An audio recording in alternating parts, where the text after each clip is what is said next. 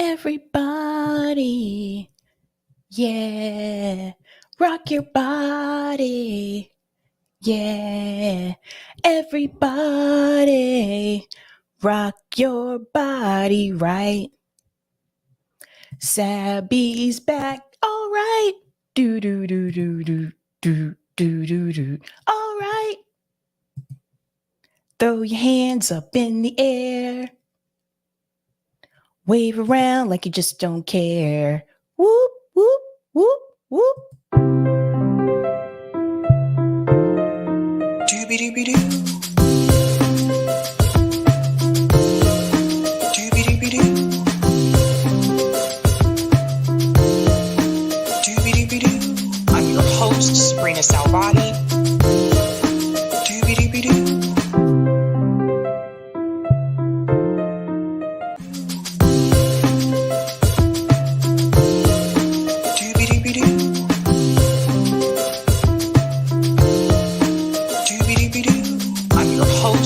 Salvati. Doobie-doobie-doo.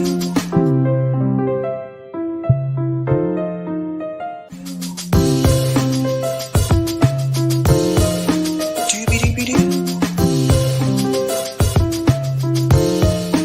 Doobie-doobie-doo. I'm your host, Sabrina Salvati. All right. Happy Tuesday, guys. Yes, I am back. It feels good to be back. I had quite a bit of a break there to celebrate the holidays. Went to New York, got to have some fun. I'll show you something about that shortly. But welcome back to Sab's podcast. I'm your host, Sabrina Salvati. If you are new, I want to let you know that Sab's podcast is a part of Revolutionary Blackout Network. You can catch me there on Thursdays and Fridays, and you can catch me here on Tuesday, Thursday, Friday, and Sunday. Welcome back, guys, and shout out to everyone watching on YouTube, Rockfin, Twitter, and Rumble. And it feels good to be back. That's right. I saw a comment. It is Taco Tuesday. I'm excited to be here. I did get a chance to I went to New York the day after Thanksgiving. That's why I was live on Thanksgiving night, because I knew I wasn't going to be here Friday or Sunday for streaming. But I went to New York and I had a great time. It's interesting. I was telling my husband that New York is relatively close to Boston, but I've actually been to DC more times this year than I've been to New York. I don't go to New York as often as I could, considering the fact that it's closer to me. But this time it was just to go and have fun. And I wasn't streaming anything. I wasn't covering anything on the ground or anything like that. So every time I've gone to DC in the past 2 years, it has been to do that, to cover an event. But I just went to New York. I went to hang out at some of the cool places, or some of the places that I thought were pretty cool when I lived in Brooklyn. So I went to the Village Vanguard. We got to see Jason Moran, who is phenomenal. If you have not heard him, if you're into jazz, definitely check him out. He is actually also one of the instructors at the New England Conservatory as well. So I went to the Village Vanguard. I went to DeForest Pizza, which is my favorite pizza spot in the world. I'm sorry. I still stand by that. DeForest, hands down. I'm 100% convinced that Brooklyn has better pizza than Manhattan. I've always felt that way, but I could be a little bit biased because I lived in Brooklyn. I don't know, but I've tried other types of pizza in Manhattan and I still think Brooklyn has the best one.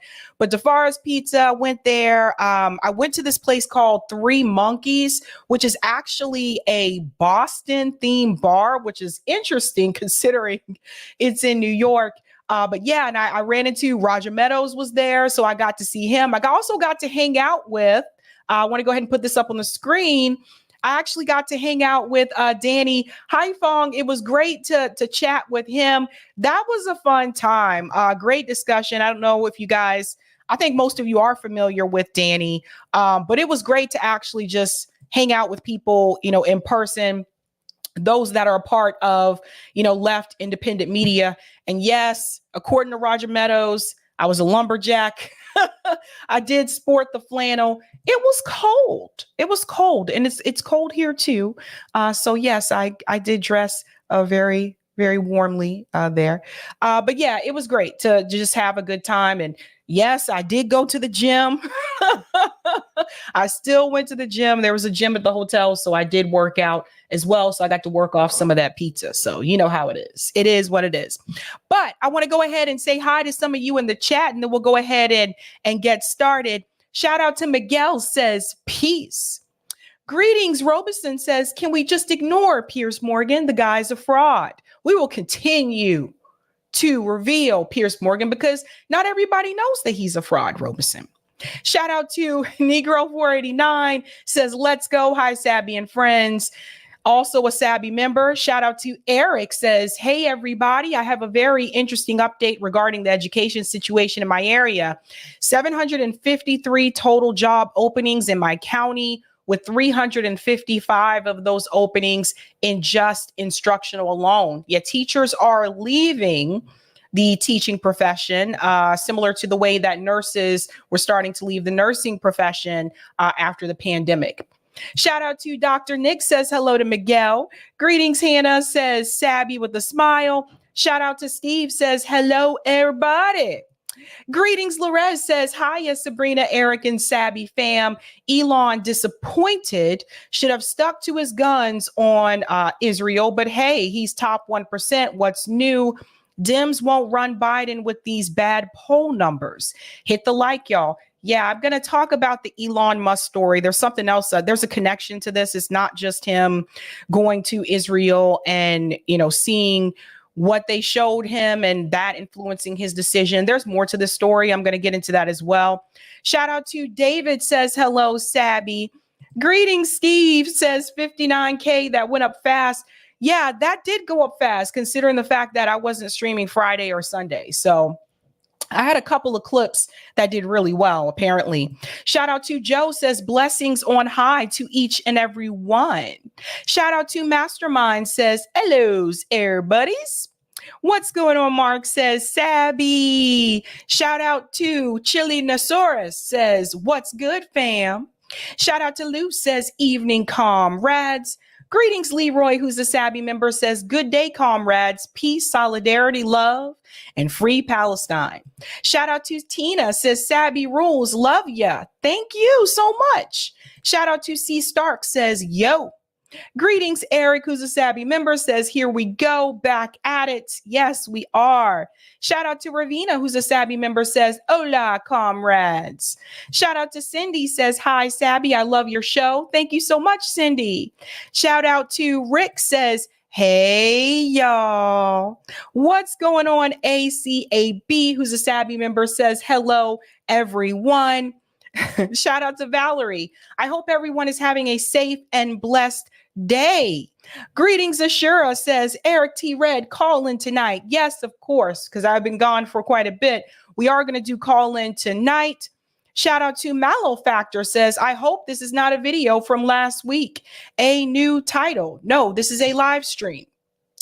I'm not sure what you're referring to, but this title is, these are all new. Shout out to Soul, says what's happening, Sabby is back from NYC, much love. I am. And shout out to Desert Mantis, says set the controls for the heart of the sun. All right, guys, we're going to go ahead and get into it. Lots to discuss tonight. Again, I've been gone, so I do have to catch up on some things. We're going to go ahead and shout out Sabby patrons. Thank you guys so much for your support. If you are interested in being a Sabby patron, I have 5 categories. Ultimate, Sabinators. There's also Sabsters, and of course, Sabbies. People say I give more love to the Sabbies. Maybe I need to change that. I'll start shouting out other ones in a different way as well. And of course, members. Thank you guys so much for your support. I want to shout out a new Sabby patron. Over here, we call them newbies. Let's give it up for Anna T in the house. Anna T in the house. Thank you guys so much for your support. You know, it's interesting. I heard a commercial today and they were playing the song from Gilligan's Island. I don't know if you guys ever saw that show, but that theme song has kind of been stuck in my head all day. So I sang the Backstreet Boys earlier because I just needed to get that song out my head. I can still hear, just sit right back and you hear a tale. So I was like, no, I don't want to hear it. I don't want to hear it. All right, guys, what are we discussing tonight? Let's go ahead and share that beautiful thumbnail for you folks. We're going to get right into it. Tonight, we are discussing Norm Finkelstein versus Piers Morgan. You notice Norm does not look happy in that picture. That is actually from the interview, that shot there of him. We'll get into all of that. And I will say this, I'm very surprised that Piers Morgan actually had this discussion with Norm Finkelstein, because he's very educated about this issue of Israel and Palestine. I will say I wish that interview was a little bit longer. I thought it was rather short compared to other ones that he has had about this issue. I will also discuss Elon Musk visits Netanyahu, and people are, giving Elon the business on Twitter after this visit. We're going to talk about that visit in particular, and I'm also going to explain to you the connection that Elon Musk may have and why I believe he's taken the position that he is. We're also going to discuss Bernie Sanders is pressed on Palestinian victims from his own town here of Burlington, Vermont. We're going to talk about those Palestinian students that were shot and Bernie Sanders' response to that and what I think Bernie Sanders could have done differently. And last but not least, we are going to discuss the White House internal divide. You'll notice there's a picture there of Jim Clyburn as well. Things are happening in reference to Israel and Gaza. And apparently there is a division, not just within Congress, but also within the White House. We're going to get into all of that jazz. Thank you so much for the super chat, Larez. Oh yeah, welcome back, Sab. Happy you had a good trip. Thank you. And thank you for the super sticker, Will. Thank you so much. We're going to get started with the first story. We're going to talk about there is a divide apparently that is happening among the Biden administration in the White House and in Congress. Now, we're going to start with Congress first. A couple of weeks ago, I did tell you that AIPAC is actually seeking to push candidates to actually primary challenge squad members that are in the House to unseat them. And this all revolves around Israel and Gaza, by the way. Well, there is new news that has been released. Well, it appears that they're not just targeting the squad.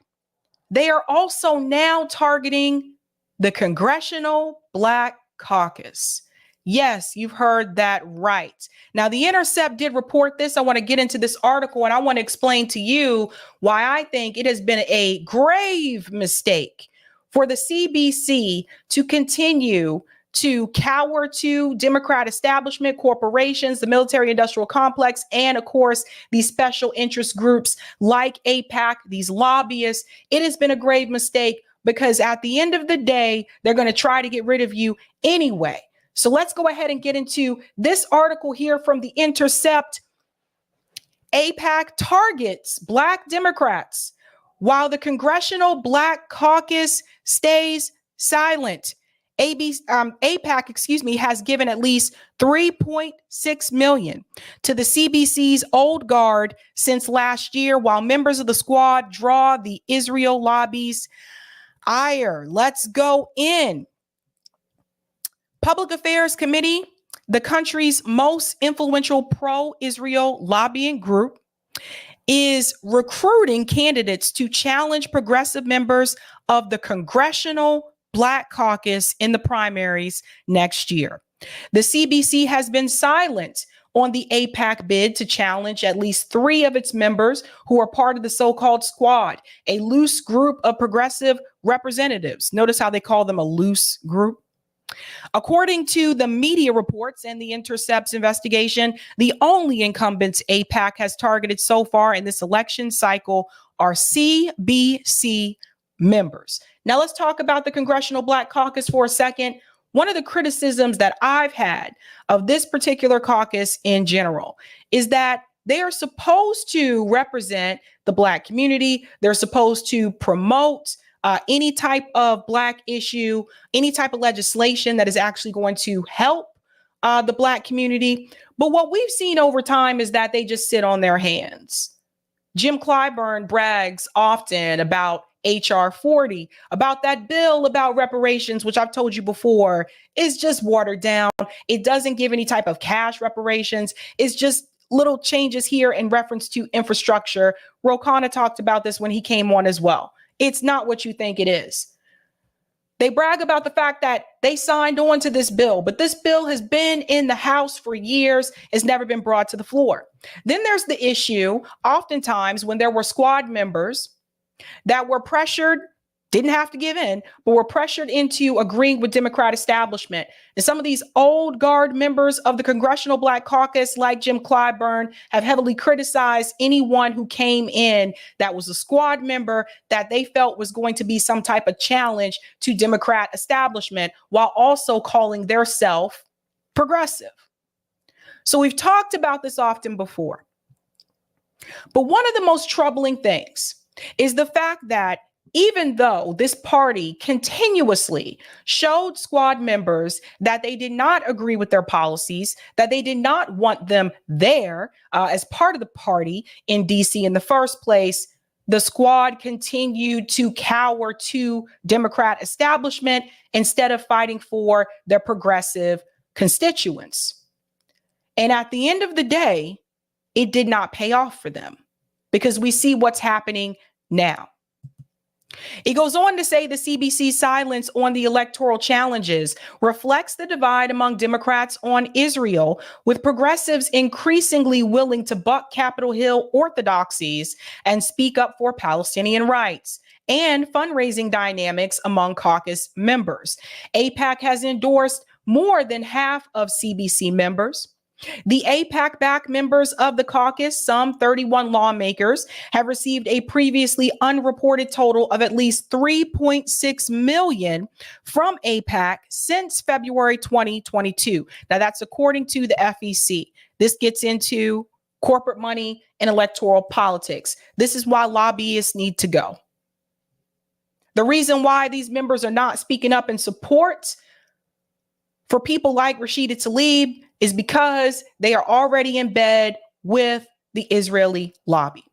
That includes people like Hakeem Jeffries, Richie Torres, Jim Clyburn as well. We've talked about this before. The silence has given rise to calls for the CBC to speak up for members under attack, especially given AIPAC's propensity for directing Republican money to challenge incumbent progressive Democrats in the primaries. AIPAC and its Republican donors are intentionally targeting progressive members of the CBC with right-wing primary challenges. This is coming from Alexandra Rojas, who's the executive director of Justice Democrats, which backed all 5 CBC members from the squad. So here we have AIPAC. They are actually putting forth right-wing challengers to squad members, to members of the CBC, and these other members of the Congressional Black Caucus are silent about it. This is why I continue to tell you that as much as they try to fearmonger you about how dangerous the right can be, they have no problem agreeing with lobbyists supporting right-wing challengers to primary challenge or to challenge these members of the squad and other members of the Congressional Black Caucus. So to that, I ask this question: what is the point of the CBC if they're not actually going to fight for Black issues, if they're not going to champion progressive causes? It's a name. It's just a title of a group of politicians in DC. That's it. That's all it is. It goes on to say the CBC and every caucus in Congress has the opportunity to now demonstrate their power and stand up for all incumbents against AIPAC's role in funneling GOP dollars into Democratic primaries. But we know that is not likely to happen because they know their seats will be threatened. AIPAC is seeking to challenge CBC members Ilhan Omar, Jamal Bowman, because of their support for putting restrictions on U.S. aid to Israel, Jewish Insider reported last month. According to 3 sources with knowledge of the recruiting process who asked for anonymity to protect professional relationships, AIPAC asked Pittsburgh area Democrat Lindsey Powell to challenge Representative Summer Lee. Powell declined. Allegheny County Controller Corey O'Connor also declined an AIPAC invitation to challenge Lee, according to 2 of those sources. Let's go on. Bhavini Patel, a council member in the city of Edgewood, Pennsylvania, is reportedly planning to run against Lee. That is, a Jewish Insider reported that it was unable to confirm if AIPAC had met with Patel. Patel did not respond to requests for comment. While AIPAC declined to respond to specific questions about its involvement in challenges against CBC members, the pro-Israel lobby defended its record supporting Black candidates for Congress. So let me just point out something here. They say they defend Black candidates for Congress, but they don't tell you what type of Black candidates. The Black candidates can be Republican. The Black candidates most likely are probably establishment. The Black candidates are Black in name only and don't really represent the Black community. They promote Black candidates that are going to fulfill their interests. Their interests will come first before any interests of the Black community. This is why you see someone like Richie Torres championing so much for Israel instead of the people in his own district. This is someone who used his race and used his class to his advantage when he was running for office and said, I am the definition of what it is to be progressive. I came from a single parent household. I'm a minority. This is someone who did that. This is someone who used that to his advantage. But Richie Torres is not paying his constituents in his district any mind. He is actually out there advocating for the state of Israel more than he's advocating for his own people. In fact, I would say he's not advocating for his constituents at all. So he's another one who is sold out. You can add Hakeem Jeffries to that list as well, because he's also in the pocket of lobbyists like AIPAC. This is another reason why we need to remove corporate money from electoral politics. It continues to say that AIPAC proudly endorsed more than half the Black Caucus last cycle and United Democracy Project, an AIPAC-backed super PAC. It helped ensure pro-Israel African-American Democrats in Ohio, North Carolina, and Maryland won their elections. So this goes to show you the influence that AIPAC has. If it's gotten to this point where you support us, we'll support you. We'll make sure that you win as long as you back our cause. This is why the politicians, the Black politicians in DC, don't actually advocate for the Black community. They'll advocate for everybody else. You always have to look at their donors. While we have not made any decisions on specific races this cycle, we are constantly evaluating every seat held by a detractor of the U.S.-Israel relationship, and we base our assessments exclusively on their anti-Israel votes and statements. The CBC did not respond to a request for comment. So I have to say this. It's not just AIPAC. It's all the other lobbyists and donors as well.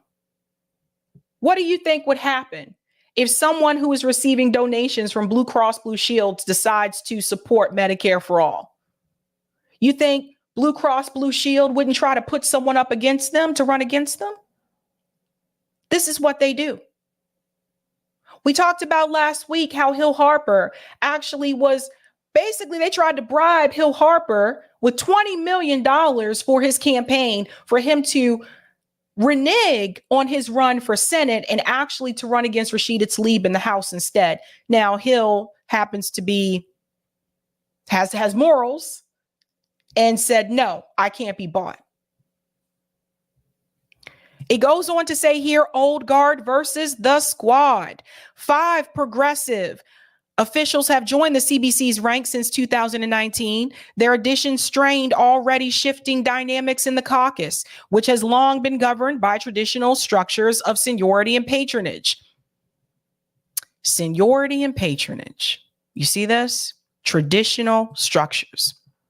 The caucus has sometimes stood against the new crop of rising Black progressives. The CBC bet against Representative Ayanna Pressley in 2018 and backed her white incumbent opponent, former Representative Mike Cupiano. So I remember this race. I lived in Ayanna Pressley's district when this race happened. Presley won and joined the CBC. Bowman angered the old guard of the caucus when he endorsed progressive candidate Cori Bush in her 2020 primary in Missouri against Representative William Lacey Clay, a centrist who had been a CBC member for 2 decades. Bush also won and joined the CBC. Now, this is the question I have. This group of politicians were against you, and once you got in, you joined the very group that was against you. These are the kind of things I don't understand. Why would you, it's just like, why do you want to be somewhere that you're not wanted? Why do you want to be a part of a group that is actively working against you? And the problem that you have with like the CBC is that the old guard, people like Maxine Waters, people like Jim Clyburn, the old school peeps that are part of the CBC, they don't want change. They don't like new changes. They want things to, for the most part, remain the same. What has the CBC done for Black communities since its beginning? How have they helped Black communities since its beginning? Ask yourself that question. Their CBC, in name only, they're more willing to advocate for the state of Israel and back Netanyahu than they are to fight for Black constituents in their own districts. This is the illusion of representation. And you'll see a lot of this happening as we go into 2024. There's a lot of illusions happening. There's people out there that are running for office that you think represent you, that the media wants you to believe represent you and actually support the policies that you support. But these people are just puppets. Just another way to keep you in the Democratic Party. It goes on to say divisions on Israel and the CBC, however, go beyond election alliances to policy stances and votes. Since taking office, progressive CBC members, including Omar, Bowman, Lee, Bush, and Presley, have criticized human rights abusive against Palestinians or voted against military aid to Israel. They were among the 10 House Democrats who voted against a July resolution to absolve Israel of being an apartheid state. The critical stance on U.S. support for Israel drew AIPAC's ire, with the group ramping up its efforts to challenge the CBC incumbents. And this is what is going to happen. We'll jump down here and you'll see in 2022, since 2022, the CBC's top AIPAC recipients include Representative Glenn Ivey from Maryland. He has received over $56,000. Hakeem Jeffries, who has taken over $485,000. Valerie Foushee, who has taken over $456,000. Richie Torres received over $459,000, and Chantel Brown, who received over $349,000. These people are not there to help the Black community, guys. These people are there to serve those lobbyists so that they keep their seat. Hakeem Jeffries isn't going to stand up against the state of Israel because he knows they'll send someone out to primary challenge him too. These are not the MLKs. These are not the Malcolm X's. These are not the Fred Hamptons. Because if they were, they wouldn't be there in the first place. Keep that in mind. They would not be there in the House in the first place if they really cared about some type of transformative change for the Black community. They would be out helping people on the streets. Someone in the chat mentioned Muhammad Ali. They're not the Muhammad Alis either. So I want you to hear what this woman said. Her name is Amani Barbarin. This was from TikTok, but it was shared on Twitter. I want you to hear what she says the Democratic Party does wrong, particularly when it comes to Black voters and how they use this identity card, but they don't actually produce anything in reference to helping out those marginalized groups that they are a part of. Listen to this. I've maintained for a while now that the things liberals think will disintegrate the Republican Party was always going to crumble the Democratic Party first. And I meant that shit, literally. You cannot build an entire platform off of collecting marginalized peoples and then completely abandon them as soon as you get comfortable. And it's not just leadership, it's literally the entire base that acts like that. And their outreach strategy is not to actually listen to people or to empower people, it is to keep them in their place, particularly Black, Indigenous, and people of color. And the moment people fall out of that line or question anything, they resort to the exact same tactics MAGA Republicans do, which is absolutely fucking hilarious. Because those same tactics, as people of color, as Black people and Indigenous people, we've been taught to avoid at all costs. For our own fucking safety. You all didn't beat the MAGA Republicans that you hate, you became them. But it doesn't work for you like it works for them. And now you're shocked that people are reacting to you all in the exact same way. Why wouldn't they? You're a danger to them. You're gaslighting them. And everything you're seeing now is the difference between liberal and conservative racism. I've maintained for a while now that the things liberals think will... So we'll come back to this because I want you to think about what she's saying here. Because there's something that she said, and this is why I like this video, because there's something that she said that I want you to understand how they're very much like Republicans in some ways.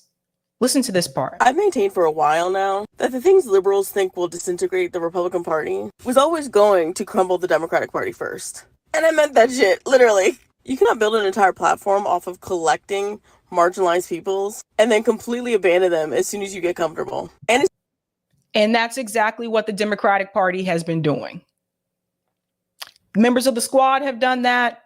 All of them. This is what all of them have done, right? When Joe Biden was running for president, what did he say? You don't want to get Donald Trump. I'm running on the soul of America. Black voters, if you vote for me, I will make sure that you get those $2,000 checks. Then don't produce. Then they get upset when you don't want to vote for them. It's not just leadership. It's literally the entire base that acts like that. And their outreach strategy is not to actually listen to people or to empower people. It is to keep them in their place. Their outreach strategy is to keep you in your place, not to empower you, not even to listen to you. They don't want you to cross the line. See, once you cross the line, you got to go. If you're a politician and you cross the line, they will find a way to get you out of Congress. So they did this to Dennis Kucinich. They did the Cynthia McKinney. They're trying to do it to the squad members, trying to do it to CBC members now. That's what they'll do. But they don't want the constituents to cross the line either.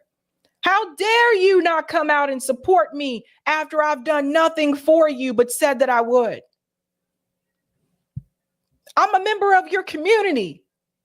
Particularly Black, Indigenous, and people of color. And the moment people fall out of that line or question anything, they resort to the exact same tactics MAGA Republicans do, which is absolutely fucking hilarious. Because those same tactics, as people of color, as Black people and Indigenous people, we've been taught to avoid at all costs. For our own fucking safety. You all didn't beat the MAGA Republicans that you hate, you became them. She said the Democratic Party did not beat the MAGA Republicans that they hate. She said they became them. Now, I would argue that both of these parties, again, they're corporate.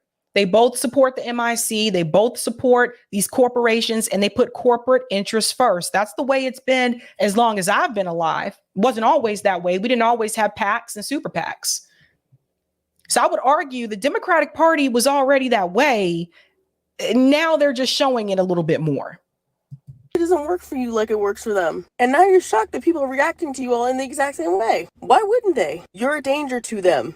You're gaslighting them. And everything you're seeing now is the difference between liberal and conservative racism. I've maintained... Liberal and conservative racism. Notice she pointed out liberal racism too, because it happens on both sides. So well said there from her. Now, I point this out because it's not just about AIPAC trying to unseat CBC members. It's not just about that. There is also this issue with the divide that is happening in the White House. Now, apparently, internally in the White House, there are disagreements in reference to how Biden is handling this issue with Israel and Gaza. Take a listen to this. Morning Joe talked about this morning. I thought this was pretty interesting, or the other morning, excuse me. Progressives have been far more hostile, far more skeptical, if that's the word you want to use, towards Israel and America's close alliance with Israel through the years, far before October the 7th, than, say, Republicans. Republicans are fairly united on this issue. But the White House really feeling this right now, aren't they? Yeah, there's no question. And what they're saying privately to their allies is they believe this is in a way like his campaign in 2020, where you ignore the noise, you keep your head down, you do the work, and you'll be rewarded, believing these Democrats. Let's go back to what he just said right there about keeping your head down. Let's go back a little bit further because I want to make a point. White House really feeling this right now, aren't they? Yeah, there's no question. And what they're saying privately to their allies is they believe this is in a way like his campaign in 2020, where you ignore the noise, you keep your head down, you do the work, and you'll be rewarded, believing. All right, let's pause there for just a second. He said you keep your head down and you ignore the noise and do the work and you will be rewarded. I want you to understand what he's saying. Keep your head down about genocide. He calls that noise. That's not noise. That is a human rights issue, which has been established multiple times by the UN before October 7th. Keep your head down and do your work. You know, I had a job one time where my former supervisor told us not to come in and talk, not to voice any concern, just keep our head down and do our work. I quit that job very quickly. What kind of facility is this? What kind of organization is this where you can't feel comfortable to voice concerns, to voice your opinion, where in order for you to keep your job, you just need to be quiet and just nod your head? Who wants to live that? Who wants to work like that? This is what they expect you to do. These Democrats aren't going to stray. That come next November, they'll come home and vote for the president. But this is tricky terrain. We have seen polls that suggest young voters, in particular liberal voters, some voters of color, are very unhappy with how this administration has so closely aligned itself with Israel. They feel like they're not doing enough on the Palestinian cause. And Yasmin's terrific reporting, in a meeting where the president was preparing to give a speech defending Israel, it was the vice president who made sure that they include a line about the evils of Islamophobia as well, and not just anti-Semitism. So that in itself is reflective of the tricky dynamics they have going forward. Once it can only get harder if the all-out assault, Joe and Mika, by Israel into Gaza resumes in the coming days. So notice how he said it was actually the vice president who was the one who brought up the Islamophobia. So we covered that before when Kamala Harris actually brought that up. But one of the things that I do want to add is that, remember, that is Kamala Harris and Joe Biden out there begging for votes, because they know that Joe Biden's numbers have continued to decrease, but they're tanking even more now. They know that the majority of Democrat voters do not support the way that he has handled this issue with Israel and Gaza. So don't get it twisted. Kamala Harris didn't come out with that statement because she actually cares. She came out with that statement because they're trying to make sure that they can win re-election. But there are internal issues in the White House around this particular issue. It says the White House grapples with internal divisions on Israel and Gaza. The Hamas attacks and Israeli reaction have roiled the Biden team like no other issue during his presidency. So as I told you before, this is not good for the Biden administration. It says earlier this month, a group of about 20 distressed White House staffers requested a meeting with Biden's top advisors as Israel's war in Gaza entered its 6th week. The diverse group of staffers had 3 main issues they wanted to discuss with the White House Chief of Staff, Jeff Zients, Senior Advisor Anita Dunn, and Deputy National Security Advisor John Feiner. They wanted to know the administration's strategy for curbing the number of civilian deaths, the message it plans to send on the conflict, and its post-war vision for the region. So these are staffers who came forward. It says that Zients, Dunn, and Feiner listened respectively, but some participants felt they fell back on familiar talking points and said a White House official familiar with the meeting who spoke on the condition of anonymity to discuss a private exchange. The administration had to be careful not to criticize Israel in public so it could influence its leaders in private, the advisors said. U.S. officials were pushing Israel to minimize civilian casualties, and the president and his top aides were advocating for a 2-state solution once the conflict was over. I'm going to add this. I got to say this is important.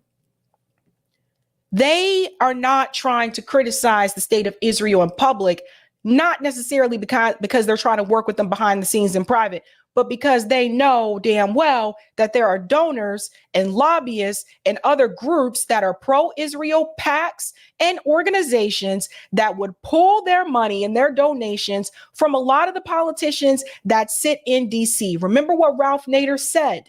He said that AIPAC already knows that they have at least, 420 votes? That's why they don't want to criticize them publicly. Now, I want to jump to this piece here. Scroll down. Because there's one piece here.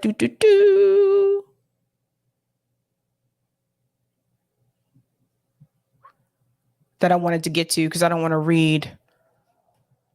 Biden at times has seemed to wrestle with his own emotions regarding the war. On October 25th, he voiced skepticism about the Gaza death toll provided by the Gaza Health Ministry, which is controlled by Hamas. I have no notion that the Palestinians are telling the truth about how many people are killed. Remember, that was a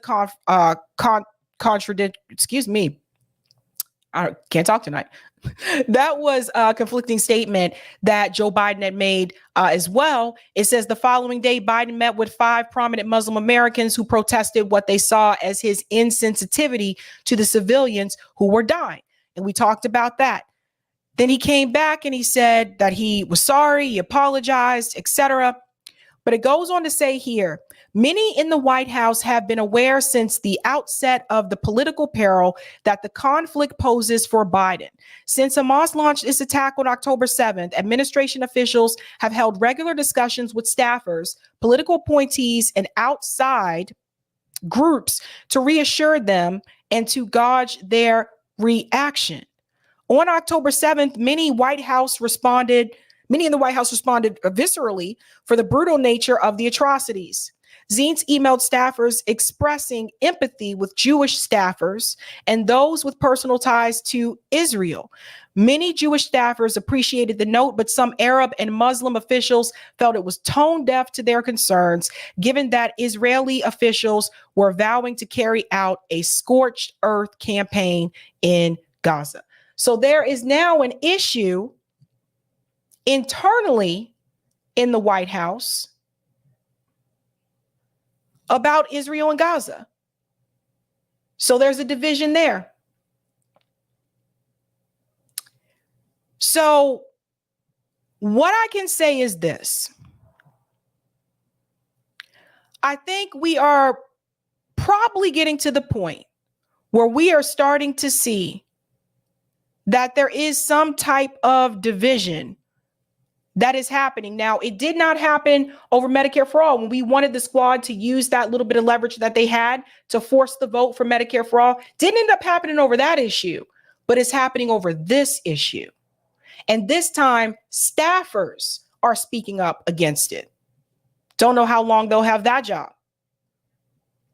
But Joe Biden was recently in Nantucket, and this was over Thanksgiving break.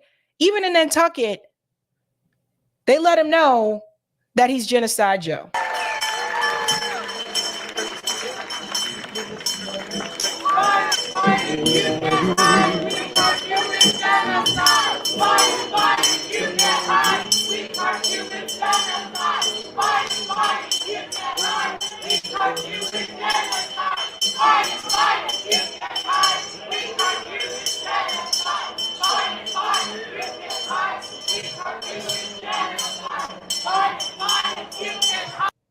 So you can see what's happening there.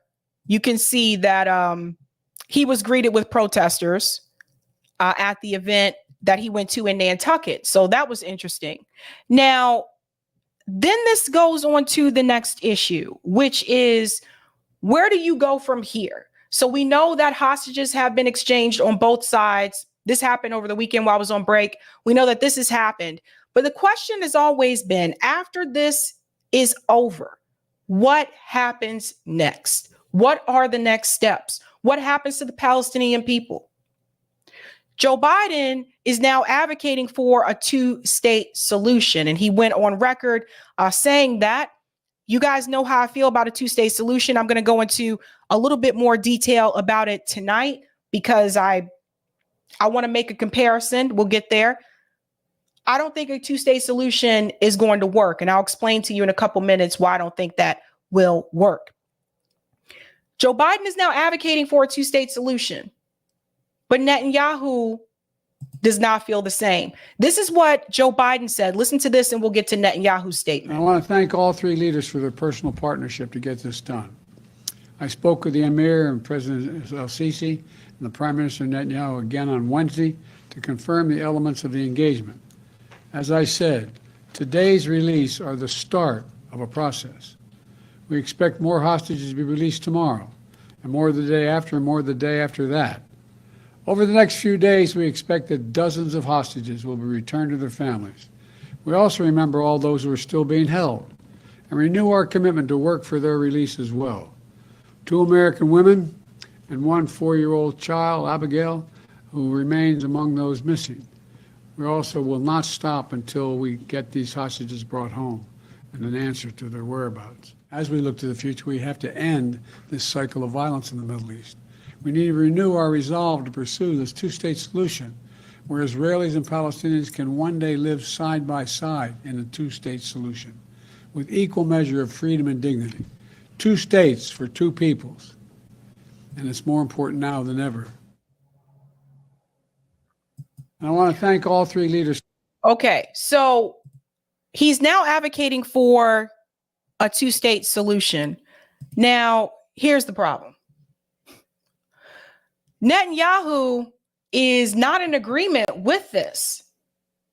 Netanyahu rejects creation of a Palestinian state despite global outcry. So you see the problem here? So I just want to jump to this part right here. See if I can make this a little bit bigger because the text is very small so you guys can see. Public broadcaster Khan revealed that Netanyahu met with at least 10 lawmakers from his right-wing Likud party last week to seek their support in the face of growing criticism.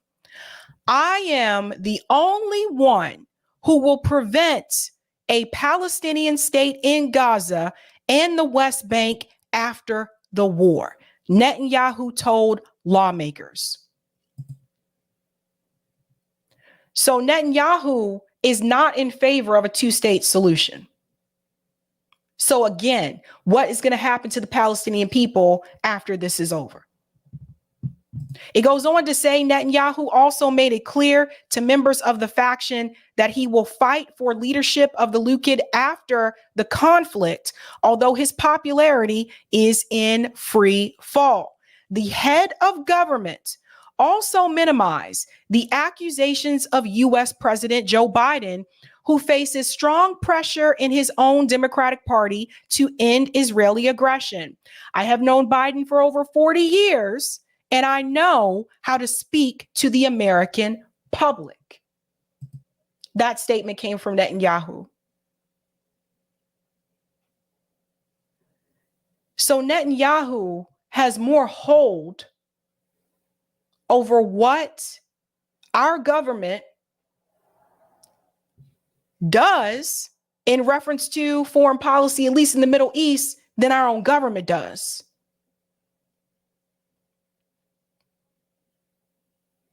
I've asked you this, guys, before. I ask it again. Who is running this country?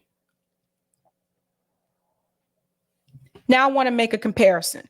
Before I get a chance to do so, if you haven't done so, smash that like button. That helps me out with the algo. Thank you very much. Because I'm going to talk about what will happen. We're going to look at two possible scenarios, two-state solution versus a one-state solution. Now, oftentimes people tell me that the Palestinian struggle is not connected to the African-American struggle in the United States.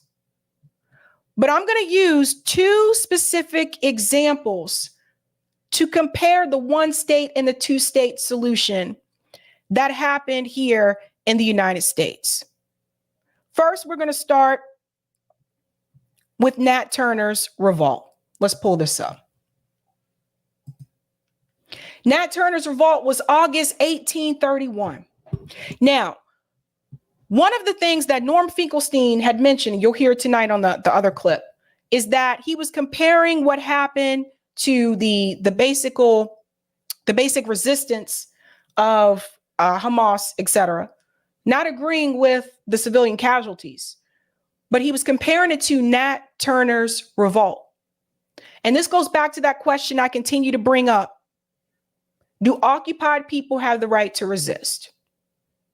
Because some of the same historians that praise Nat Turner's revolt don't seem to be in favor of any other kind of revolts, particularly when it comes to the Palestinian people. So we'll start there. But we're going to go forward because we're going through a timeline.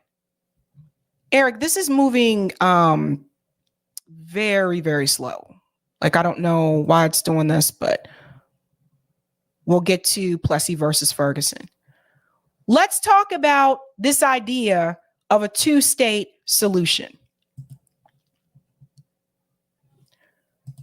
When we compare this to the struggle of African Americans in the United States, think about separate but equal 1896 Plessy versus Ferguson, which basically established, because you got to remember this is after slavery. So there was this question of, well, now that the slaves are freed, what do we do with them? Where do they go? That et cetera thing. You had Reconstruction. You had Black Wall Streets, and you had those Black Wall Streets that were burned down. So we're fast forwarding to separate but equal. Separate but equal, this case in particular basically said that Black people and white people can live in separate vicinities, but they'll still be equal.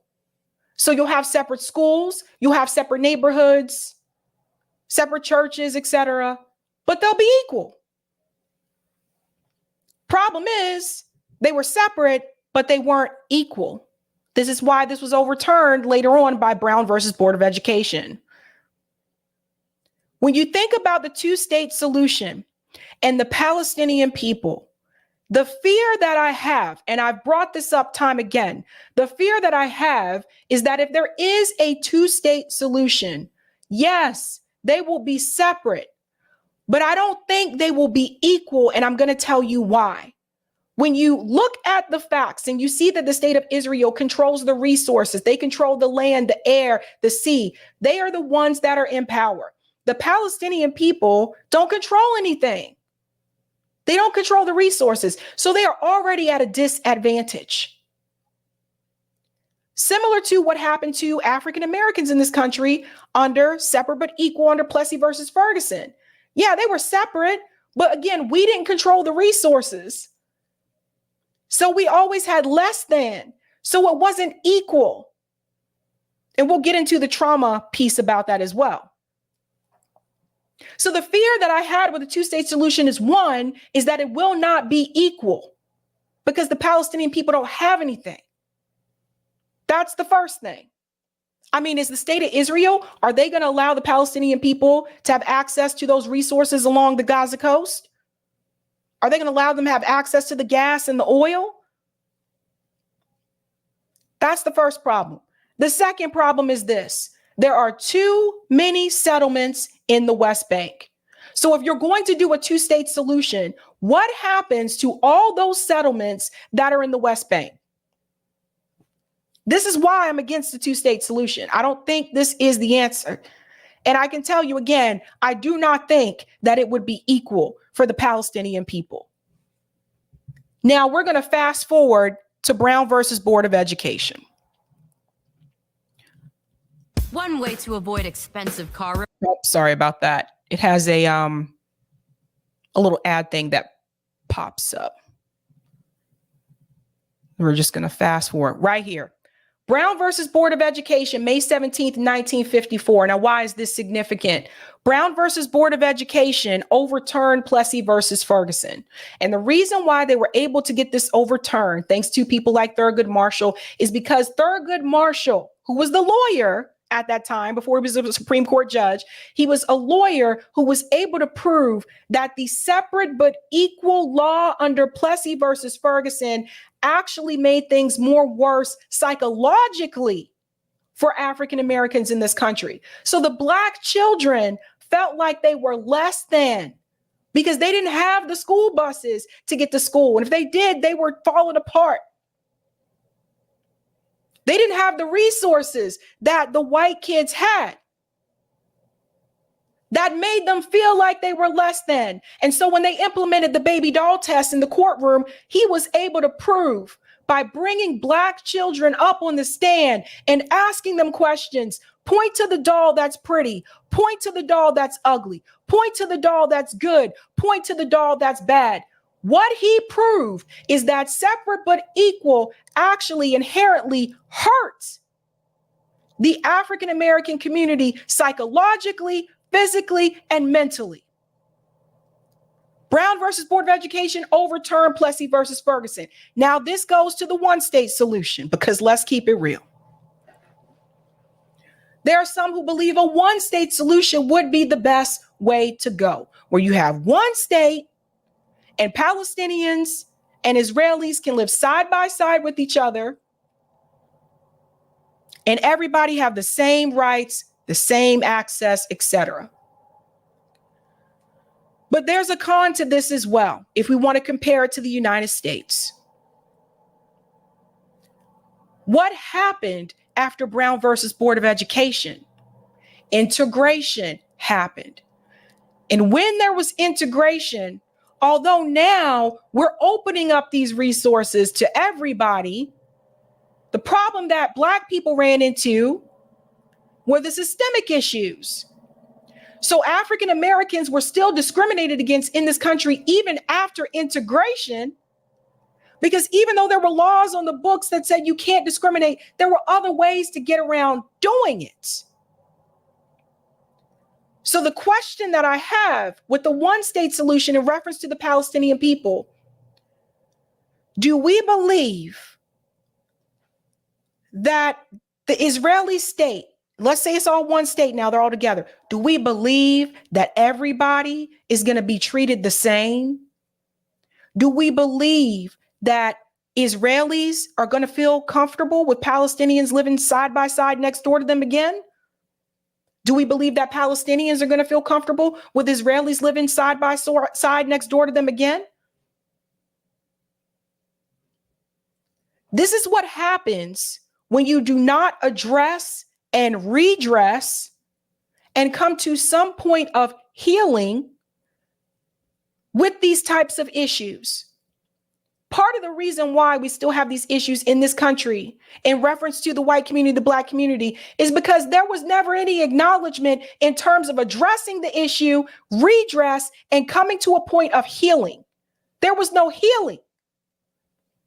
This is why slavery is still a very tense moment for people.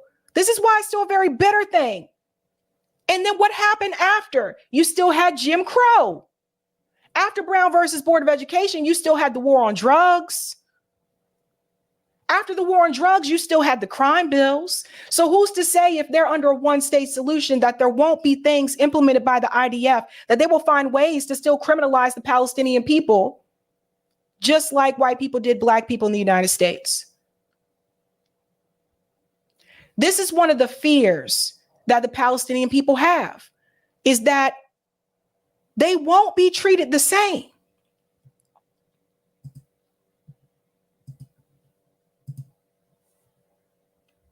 I brought that up to you because I want you to think about that for a second. I know for a fact the two-state I don't think would work. Again, what do you do about all those settlements in the West Bank? And I don't think it would be equal. But I also don't even know if a one-state solution would work, because are we supposed to pretend like the Palestinian people are just going to forget all of the things that happened to them under the hands of Netanyahu? That they're just going to forget that entire family lines were wiped out?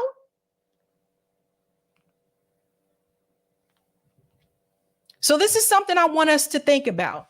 But I said before, and I had this conversation with Marianne, I do not think a two-state solution would work. Because if you have two states, then we're talking about Gaza and we're talking about the West Bank. But what happens to all those settlements in the West Bank? Something to think about. But there is a divide there in the White House, internal divide. And there's an issue with AIPAC coming against the CBC politicians. So I think we are starting to see more and more now just how strong of a hold that these lobbyists and these interest groups have on the politicians in DC. Thank you for the super chat, Michael. Thank you for covering this. You are welcome. JB says, Sabs, while AIPAC is definitely worth talking about, we should also remember J Street is a Zionist lobbying group that focuses solely on Dems. This is true. Many progressives get money from J Street and defend. Yes, that's true. In fact, if I remember correctly, Jamal Bowman was getting money from them too, but I think it was individual donations from J Street. But yeah. Thank you, Eric, for the super chat. It is especially important that as Black radicals that we call out the Black bourgeoisie so that they cannot hide behind identity. That's right. Thank you for the super chat, Raphael. Joe Biden in 1987, we Delawareans were on the south sides of the 3 Civil War. Good job with the piece on the housing, sister. Thank you. You are welcome.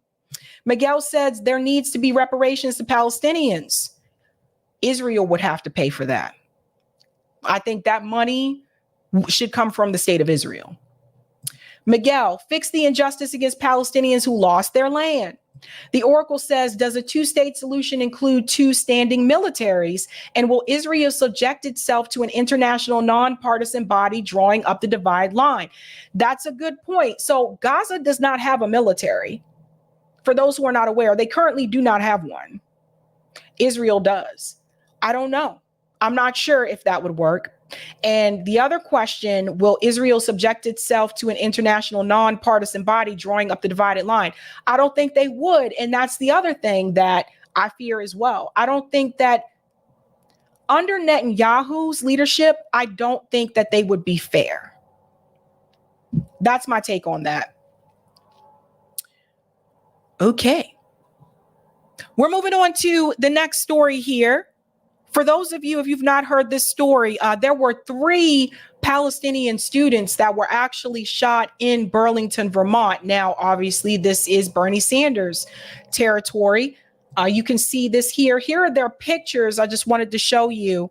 It says an unprovoked attack has left 3 Palestinian students wounded in Burlington, Vermont. Walking down Prospect Street, was allegedly shot by a man brandishing a handgun. At this point in time, they said the motive was still unclear, but we have more information about that. These are the 3 Palestinian students, again, just here trying to get an education. You can't even get an education nowadays. So I want to go ahead and go to this clip here from MSNBC where it said the ADC calls on the FBI to investigate Vermont shooting on Palestinians as hate motivated event. Here we go. Fast with this breaking news from Vermont, where 3 Palestinian students were injured after multiple shootings in Burlington. It happened Saturday night. Police say they found 2 men suffering from gunshot wounds when they arrived and found then a 3rd victim just a short distance away. Authorities have identified the victims as 3 20-year-old Palestinian students who had just gathered to enjoy their Thanksgiving break. Let's go to NBC's Emma Barnett, who's in Burlington for us. Emma, welcome. So do authorities have any information on either a shooter or any potential motive?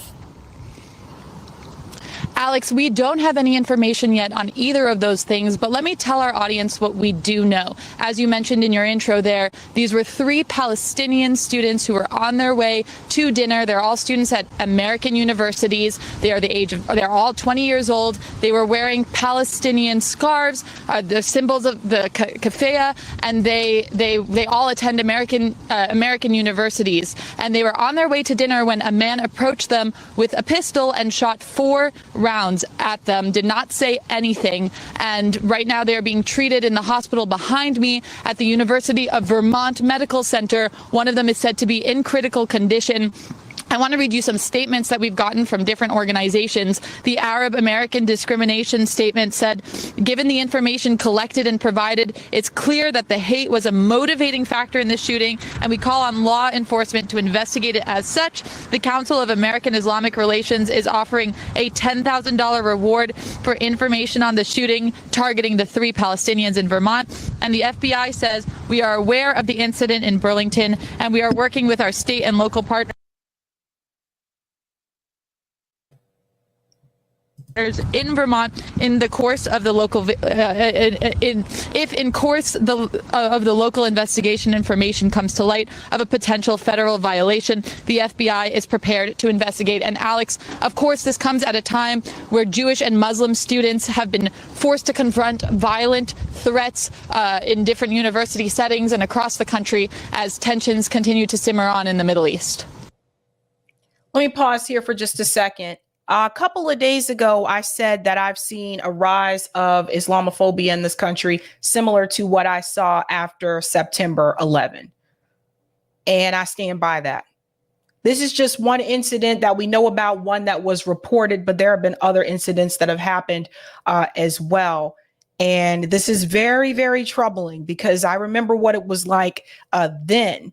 So it's just, for all the times I've seen people say, you know, we have to protect. First of all, we have to protect everybody, right? Nobody should be treated this way, regardless of what your ethnicity is or what your religion is. No one should be treated this way.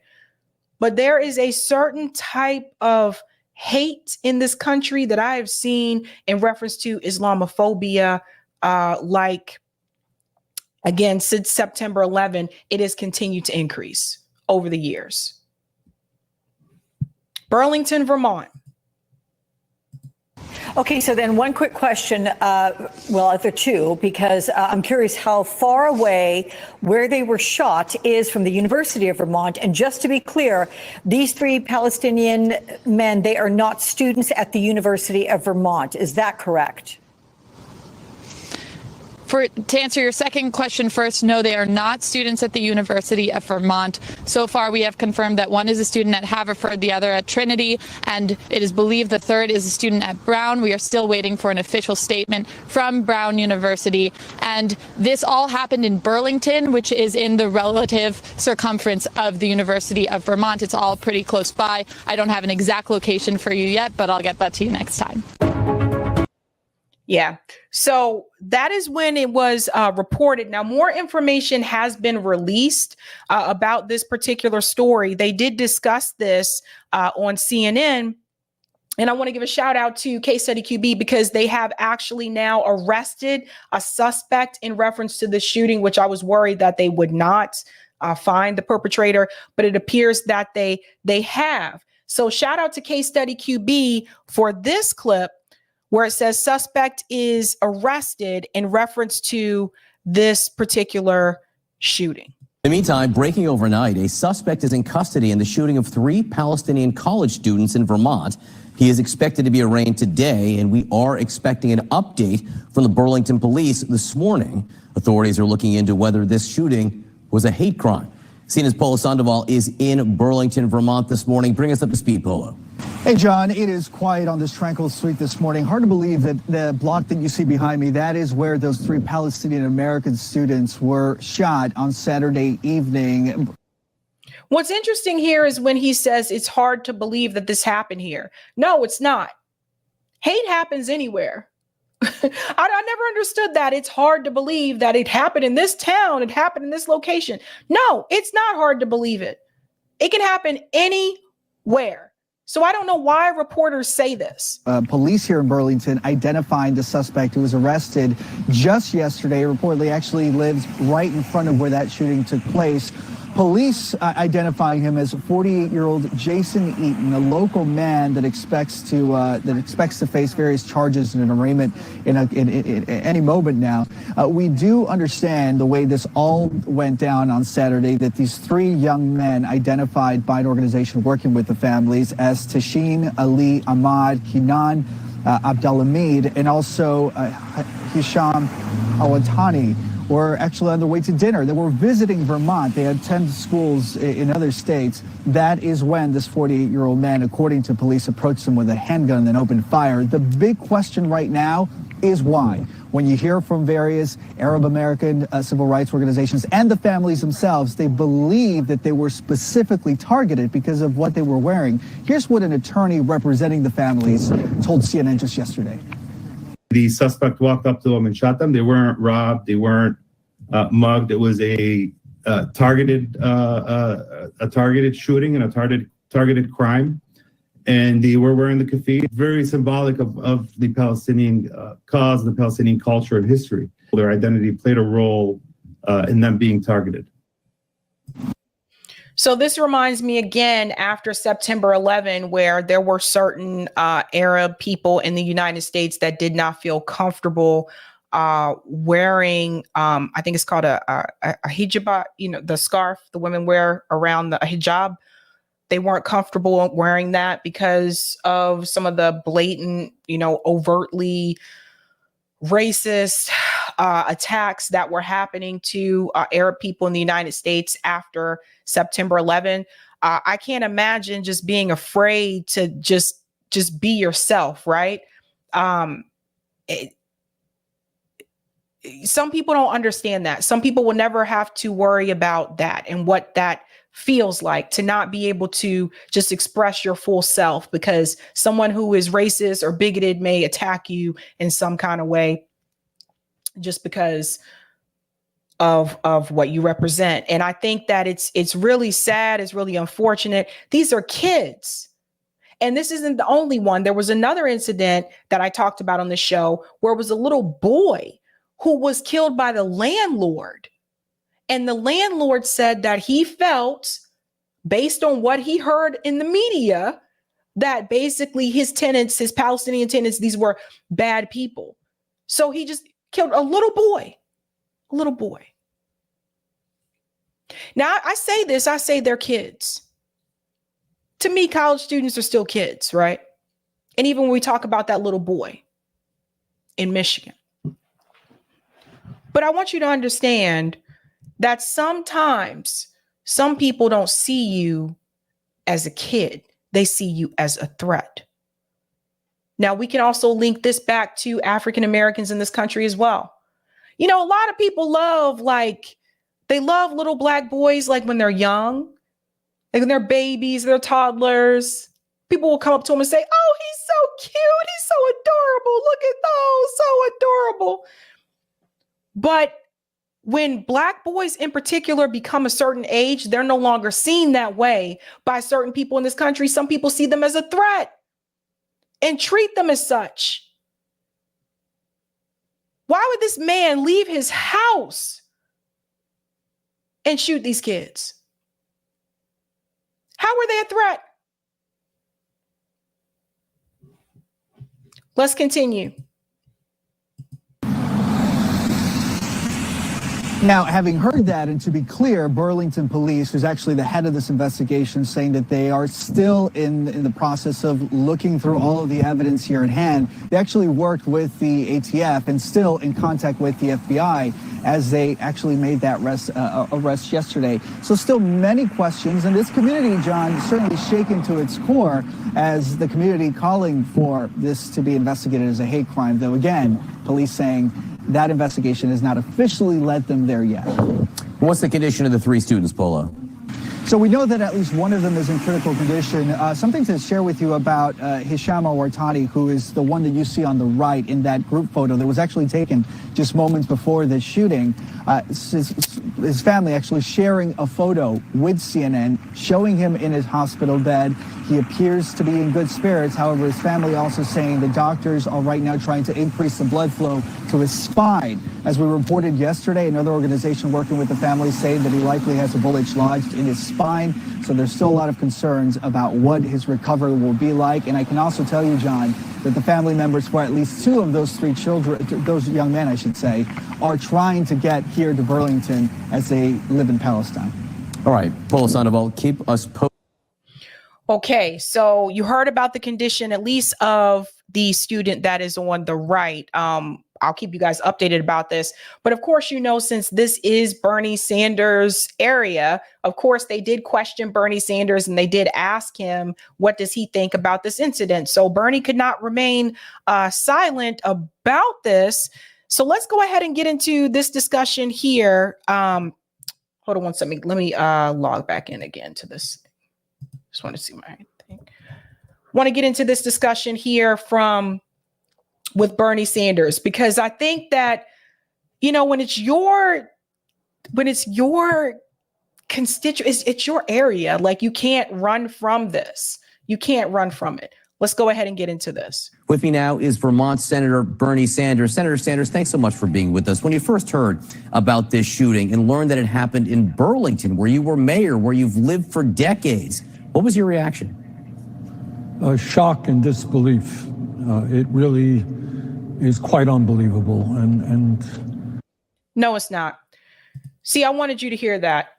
What Bernie doesn't want to admit is that hate crimes are not uncommon in Vermont. It's not shocking. It's not unbelievable. All you have to do is talk to some of the immigrant communities, particularly those that have come from African countries that have moved to places like Burlington, Vermont. All you have to do is talk to other minority groups that have moved to Burlington, Vermont, because they've been recruited for employment there, because Vermont, like Maine, is one of those states where they're actually trying to get people to move to for certain positions, whether it's healthcare, whether it's the dentist industry as well, because those kind of states, they're starting to lose people in those fields as they get older and retire. So they have been trying to recruit people to come and live there. I know this. I have a friend that moved there because they were partly recruited. So the thing is this, Burlington is not like this innocent place. Vermont is not this innocent place. It has issues just like every other state, and it does have racial issues there. There is hate there in Vermont. You know, just because it's Bernie Sanders' state doesn't mean that these things do not happen. They do happen. And all you have to do, Bernie Sanders, is to talk to other minority groups that live in Burlington, Vermont, and they will tell you about the same type of hatred that they receive. the people of our city are very disturbed by this. And I know that everybody in the state of Vermont is wishing these young men the best in their recovery and hope, they recover fully and as speedily as possible. So obviously authorities have not yet publicly assigned a motive. How likely do you think it is that this was a hate crime? Well, there is an investigation going on, and you don't want to jump the gun, but I think... No, we're going to jump that gun. Because here's the thing. Notice that when it's a crime committed against Palestinians, we don't want to jump the gun. We have to further investigate to see if it was a hate crime. But when it's a crime that happens to someone that is Israeli or someone that is Jewish in this country, mainstream media jump the gun like that. They didn't have to question it. They didn't say we had to wait for an investigation. This is on purpose. This is on purpose. It's the same way how they're able to call the Israeli people that have been released by Hamas, they call them hostages, but they want to call the Palestinians that were released by the state of Israel prisoners. And we can get into that as well. Are all of those the Palestinians, were all of them guilty? Were they convicted in a court of law? I don't think so. The IDF has been known to go to Palestinian homes, and if they can't find the person that they're looking for, they'll take one of their family members instead and imprison them. These are people that have not been convicted. They've just been told that we're taking you, we're arresting you. But they're not considered hostages. They're prisoners. See how that works? When you have three people walking down the street speaking Arabic, I think the presumption is that it may well have been a hate crime, but that's what this investigation is about. And I want to applaud local law enforcement and the federal officials who apprehended a suspect as quickly as they did. We appreciate that. What would you say to Vermont residents who might be scared tonight about political or religious violence in a way that they might not have been before all this? Well, I think I have to say that sadly, it's not just Vermont. I think the people of Vermont are shaken by this, no question. But that all over the country, what we are seeing is a rise in Islamophobia and anti-Semitism. In fact, just a few weeks ago, I called for a classified briefing from the FBI on just that issue, which we'll be holding next week. This is where Bernie actually missed the boat, because here's how I'm going to connect Bernie Sanders to this. I showed you a video about a week ago in 2014 where Bernie Sanders was questioned by his own constituents about what was happening to the Palestinian people. So this is before he ran for president. Bernie Sanders told them to shut up. He didn't want to hear it. When it comes to this particular issue around Israel and Gaza, Bernie Sanders was never great on this issue. For years, he has misled people. For years, he has not been honest about the atrocities that are happening to the Palestinian people in Gaza and in the West Bank. He was not 100% honest about what was happening to them. So if there are people that are shocked in Burlington, it's because you dropped the ball, Bernie Sanders. Those are your constituents. If you would have been honest to them back when you had that town hall in 2014, when you told your own constituents to shut up, more people would not have been shocked. But I'm willing to bet if you were to talk to other minority groups there in Burlington, they're not shocked.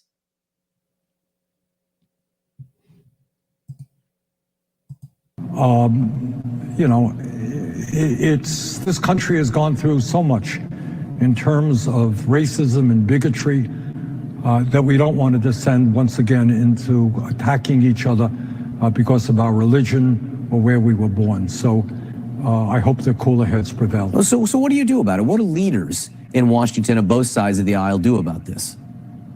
Well, it's not just both sides of the aisle. It's going into the streets and making it clear that in a democratic society, people can have different opinions on matters of great importance, the war or whatever it may be. But violence and hatred and hate crimes are not the answer. Now, Bernie says going into the streets, but he's not talking about himself. The Oracle says, and those three young men were wearing garb that identified them as Arab. It was a hate crime. There you go. In a civilized democratic society, we talk about those issues. We get involved in politics. We fight for our beliefs. You don't go around shooting people. You recently wrote an op-ed for the New York Times. It was entitled, justice for the Palestinians and security for Israel. In part, you called for a, quote, significant extended humanitarian pause. What has your reaction been to the pause that has been in place for 4 days now and the release of the hostages so far? Well, John, I'm delighted that it is taking place. I think everybody is gratified to see children and elderly people returning back to their families, and we hope more of that takes place. But we should not also forget is that this pause has has created the situation where there's going to be a huge amount of humanitarian aid coming into Gaza. And we should be clear about this. Gaza today is a total humanitarian disaster. It's not just that 12,000 people have been killed, as horrible as that is. We're talking about 1.5 million people displaced, not enough water, not enough food, not enough medical supplies, not enough fuel. But it was a humanitarian disaster before October 7th, which Bernie Sanders did not want to admit in that 2014 video. He did not want to admit that. That's why he told the guy to shut up. The UN had declared this to be a humanitarian crisis before October 7th happened, and Bernie Sanders was nowhere to be found. This is why I said before, he was never great on this particular issue. Disaster. So right now, what we are beginning to see today, as a matter of fact, I think some 200 trucks came in. Tomorrow, I am told there'll be 250 trucks for humanitarian aid. That's long needed, and that is going to save lives. So we certainly hope that that continues. So in multiple recent polls, President Biden has lost support among left-leaning voters under the age of 35. This is a group that was a huge part of your base during your presidential campaigns in 2016 and 2020. Have you heard criticisms from your supporters about the president's positions on this conflict or other things? And what have you been telling them? Well, look, I think everybody, whether you're 18 or whether you're 80, is horrified by what's going on. We were horrified by Hamas's disgusting terrorist attack against Israel and the slaughter of 1,300 innocent people. I think we're horrified by Israel's response, which, as I mentioned before, has killed 12,000 people. And what the real worry is here is that some 70% of those people are women and children. Let's be clear here. Bernie Sanders wasn't horrified until a couple of days ago, because in the beginning, when people were asking him to call for a ceasefire, Bernie Sanders was not willing to do so. There were other people in the House and in the Senate that were willing to come forward and say we need to call for a ceasefire before Bernie Sanders was even willing to utter, okay, we need to stop the indiscriminate bombing of women and children. So we got to remember that, again, Bernie Sanders, at the end of the day, when it was time for you to meet that moment, before it was popular to do so, Bernie Sanders did not meet that moment, because Bernie Sanders, at the end of the day, is still a coward. And this is what I want people to understand. This is why we cannot sit here and believe that if he would have won the presidency, that he would have actually fought back against big pharma and fought back against the billionaires and fought back against all this big money interest. Because at the end of the day, Bernie Sanders, when it's time to sit down, shut up, and put his head down, that's what he does. We saw this with the crisis in Yemen, when he had the opportunity to bring forth legislation on the Senate floor, and Joe Biden told him not to do it, and Bernie Sanders fell back. This is who Bernie Sanders is. Again, we talked about illusions tonight. Someone who presents an illusion that they are more radical and that they're going to fight. But at the end of the day, they are going to cower to the establishment leadership of the Democratic Party, whether they're a part of the party or not. He is just the illusion to make you believe that you have someone in there fighting for you when you actually do not. So I think people are just totally disgusted about what's going on. And one of the things that I have called for is to say, look, we are friends of Israel, but Israel cannot disregard international law. They cannot kill women and children indiscriminately. And if we're going to give them money, and they need money to defend themselves, what if we're going to give them money? No, they don't need money to defend themselves. The U.S. government gives Israel $8.3 billion a year. Their army is superior to what Gaza has, because Gaza does not have an army. Their military equipment is more superior to what Gaza has, again, because the US has been giving them billions of dollars for all these years. So we don't need to continue to give them money for them to fight. They have everything that they need in order to fight. By the way, how's that working out in a country like Ukraine, where we've given them billions and billions of dollars, military weapons and aid, and they're losing? They're losing, right? So they don't need that. What is also very concerning to me is that he will go on record and say, we are a friend of Israel, but I guess they are not a friend of the Palestinian people.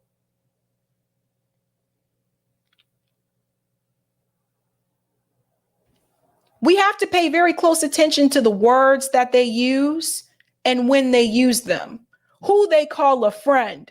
And just because they don't call the Palestinian people the enemy, you still make it very clear when you say that you're a friend of Israel and you don't say anything about the relationship that you have with the Palestinian people. Now, how do you expect Palestinian Americans to feel about that? Then they have got to obey international law, and that means, among other things, an extended humanitarian pause. It means making sure that we address the crisis in the West Bank, not only in Gaza, where Israeli settlers are killing Palestinians and throwing them off their land. It means, but that's your friend. You hear this? But see this? Think about this. This is your friend. This is who you're friends with. people are women and children. So I think people are just totally disgusted about what's going on. And one of the things that I have called for is to say, look, we are friends of Israel, but Israel cannot disregard international law. They cannot kill women and children indiscriminately. And if we're going to give them money, and they need money to defend themselves, but if we're going to give them money, then they have got to obey international law, and that means, among other things, an extended humanitarian pause. It means making sure that we address the crisis in the West Bank, not only in Gaza, where Israeli settlers are killing Palestinians and throwing them off their land. It means that we have to be thinking long term about what the final, how do we solve this problem? I don't know about you guys, but my friends aren't killing people and throwing them off their land. So think about what Bernie Sanders just said. That's who the U.S. government considers a friend. Not the people being oppressed. Now, you can't stand up here in the United States. You can't stand up here and say that you care about oppressed people. Oh, I care about the minorities. I stand with the Black people. I stand with the Latino people. I stand with minorities. I stand with oppressed people. You can't stand up there and say that, particularly as a politician, which Bernie Sanders has done. You can't stand up there and say that. And then when it comes to other oppressed groups that do not fit U.S. economic interest, especially when it comes to resources, you leave them out to dry. Pay attention to these things. Pay attention to what they say. Thank you for the super chat, Dwayne. APAC should have to register as agents of a foreign government. That is what they are. B says, fact, Sabby, if you're old enough to remember, you get it. We can't have that again. Right. I think you're talking about September 11. Thank you for the super chat, Andrew Yu. Hi, Sabby. Hello, Andrew. Cassio says it's called a hijab. Thank you. And thank you for the super sticker, Lee. Thank you so much. Mr. Positivity, I am an American-born white Muslim who has been threatened online and even at the grocery store, where my kufi gave me away the latest time. My brothers and sisters with brown skin have it much worse. I'm sorry to hear that, Mr. Positivity. JB says, once we turn about 8 years old, we are seen as a threat. That is 100% true. Tia says, except the police. Even at 12 years old, a Black boy would be attacked or killed by them. Bingo. Thank you for the super chat, Victor. Bernie is going to the feds for help is a new low. And thank you for the super chat. Where is the love? Gave up on lying, sell out mainstream media networks. Great broadcast, sister. Enjoy watching your channel every day. Thank you so much and welcome. Now we are moving on to Elon Musk's visit to Netanyahu. First and foremost, I have to ask this question. Why is a billionaire going to Israel to meet with the prime minister of Israel to check out the state of foreign affairs and war in Israel? Elon Musk, I want to remind you of this before we get into the videos. Elon Musk is not a politician. He's not president of the United States. Last time I checked, he's a billionaire. Why is a billionaire going to check out war conflict? I'm going to explain that to you towards the end. But yes, Elon Musk did visit Netanyahu in Israel. And of course, believing and soaking up the propaganda coming from Benjamin Netanyahu. I do not believe that Elon Musk is this dumb. I do not believe he is this dumb. I do not believe he is this foolish. I believe there's more to this that I'm going to get into later. And I'm going to explain to you why he's taking the position that he is taking. So Angelo tweeted, he is crawling. It's quite embarrassing. Where is his dignity? He will regain a bit of respect only if he visits Gaza. So here is Elon Musk and here's Netanyahu, and they're taking him around for a tour. Last night, some of them returned home. Not home yet, but they returned to Israel. And, most of them were kidnapped from the houses over here. Is when the terrorists infiltrated into the kibbutz itself.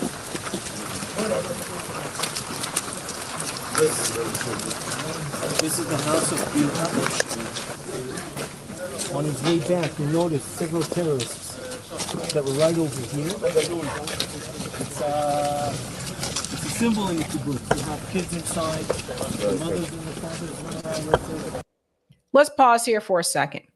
Let me show you the level of propaganda that's happening in this video. So this is supposed to be a crib, a child's crib, right? So they showed him pictures, they showed him this crib and that there were, I guess, shells or whatever, bullet shells or whatever that were supposed to be in the crib or whatever. Anybody could have put that there. Like I said, again, I do not believe that Elon Musk is this dumb. This is one side of the story. And it was very interesting that he chose to go to Israel and not to visit Gaza. We'll explain this, though. But it's holding shells, specifically of a Negev, that was used here in order to protect the people. נכנסים לתוך הבית. איפה הולכים? בואו, דו-ספי לבית.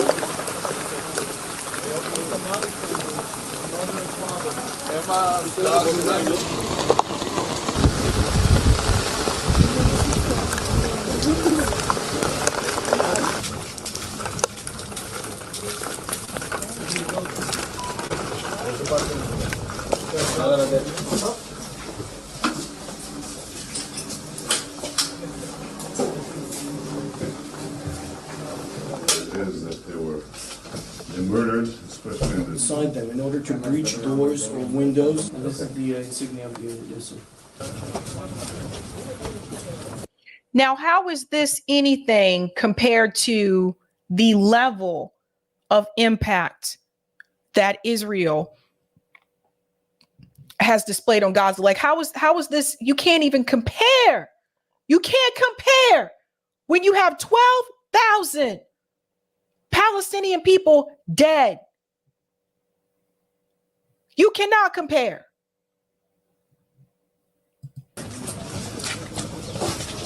there were dozens of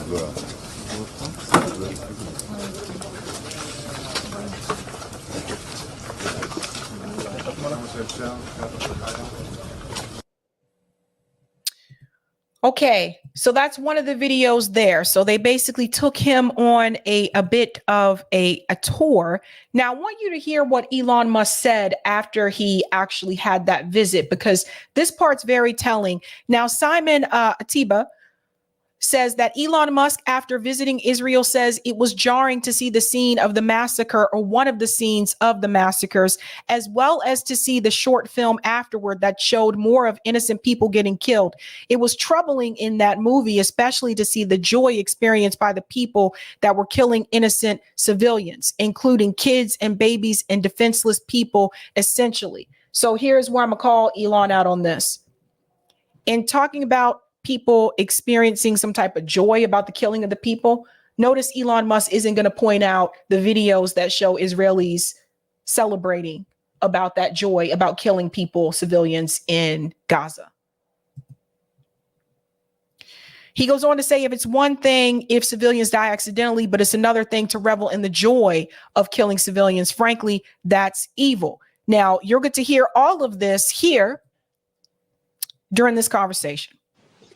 It was jarring to see the scene of the massacre, or one of the scenes of the massacres, as well as to see the short film afterwards that showed more of innocent people getting killed.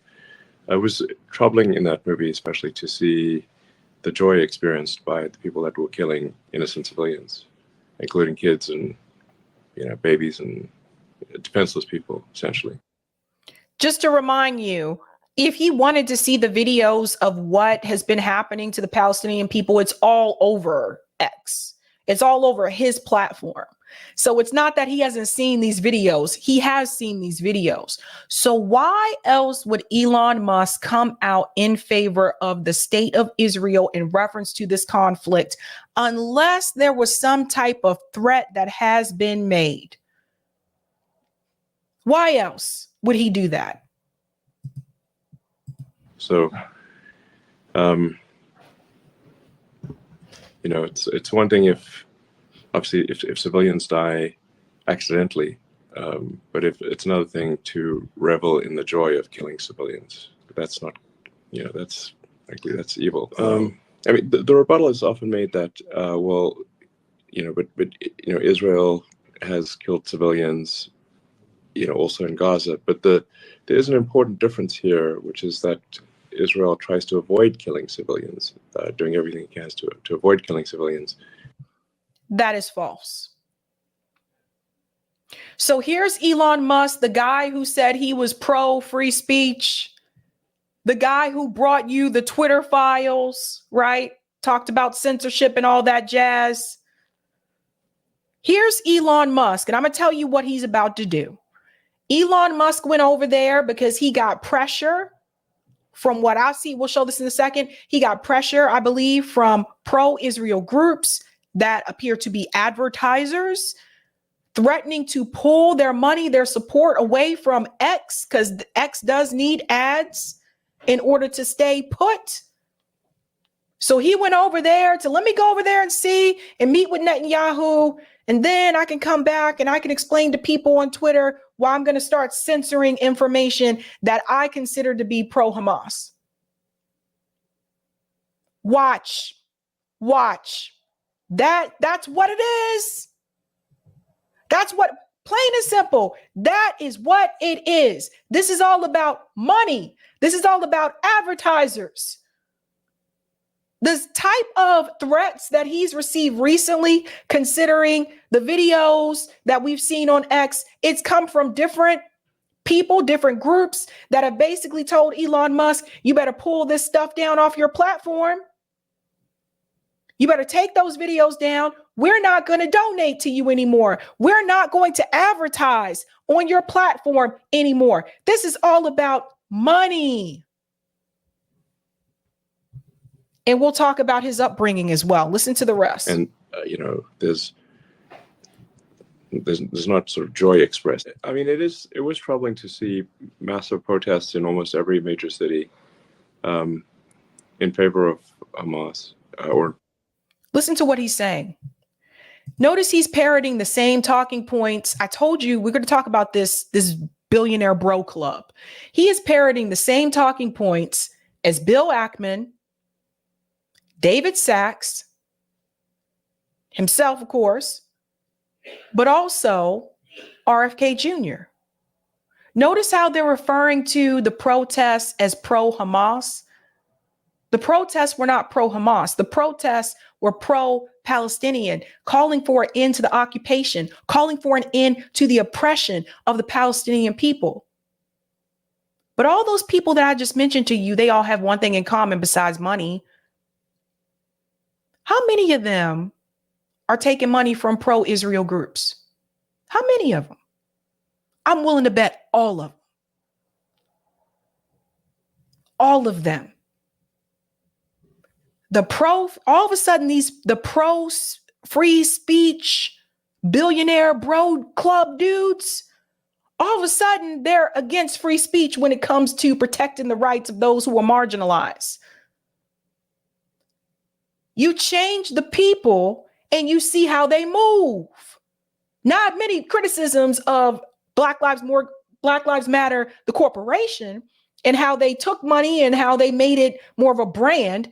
But Black Lives Matter, the actual grassroots activists, were not doing those things. Notice the rhetoric. Go look at Elon Musk's X page. Notice the rhetoric. Don't talk about diversity. Don't talk about don't talk about identity. And yes, identity politics is a thing, but they don't want you to talk about it at all.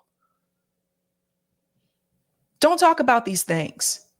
But at the same time, I'm pro free speech. We should not have censorship. And what I said back then and what I still say today is that when they were calling out the censorship, they were talking about censorship for people like them. They're still okay with censoring marginalized groups.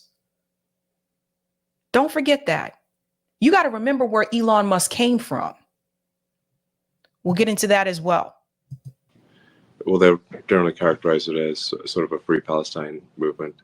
And I think, one can generally agree that we want a good future for Palestinians. And we want to, the challenge is really, how do you, get rid of the ones who are hell-bent on murdering Jewish people? How do you get rid of the Israeli people? Let me phrase this differently. How do you get rid of people like Netanyahu, remove him from office, who are hell-bent on continuing to oppress the Palestinian people? I read you the statement from him recently. He has no plan on implementing a two-state solution. He does not want the Palestinian people to have self-determination.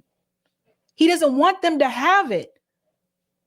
And I think Elon Musk understands that. But again, ask yourself, people, why is a billionaire going to meet with the prime minister in a conflict of war?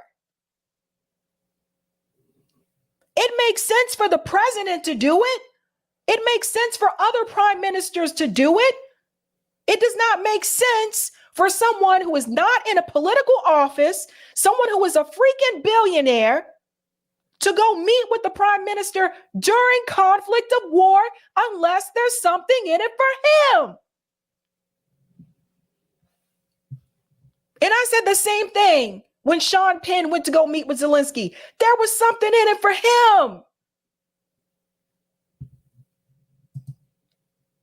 him.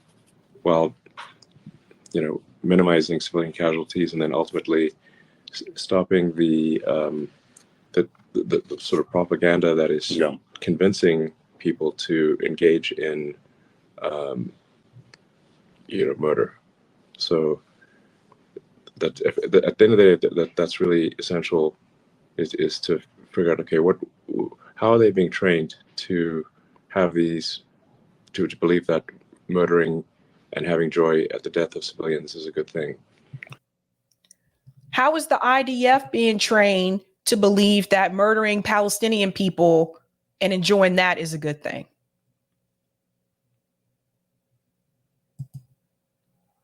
And to stop that training.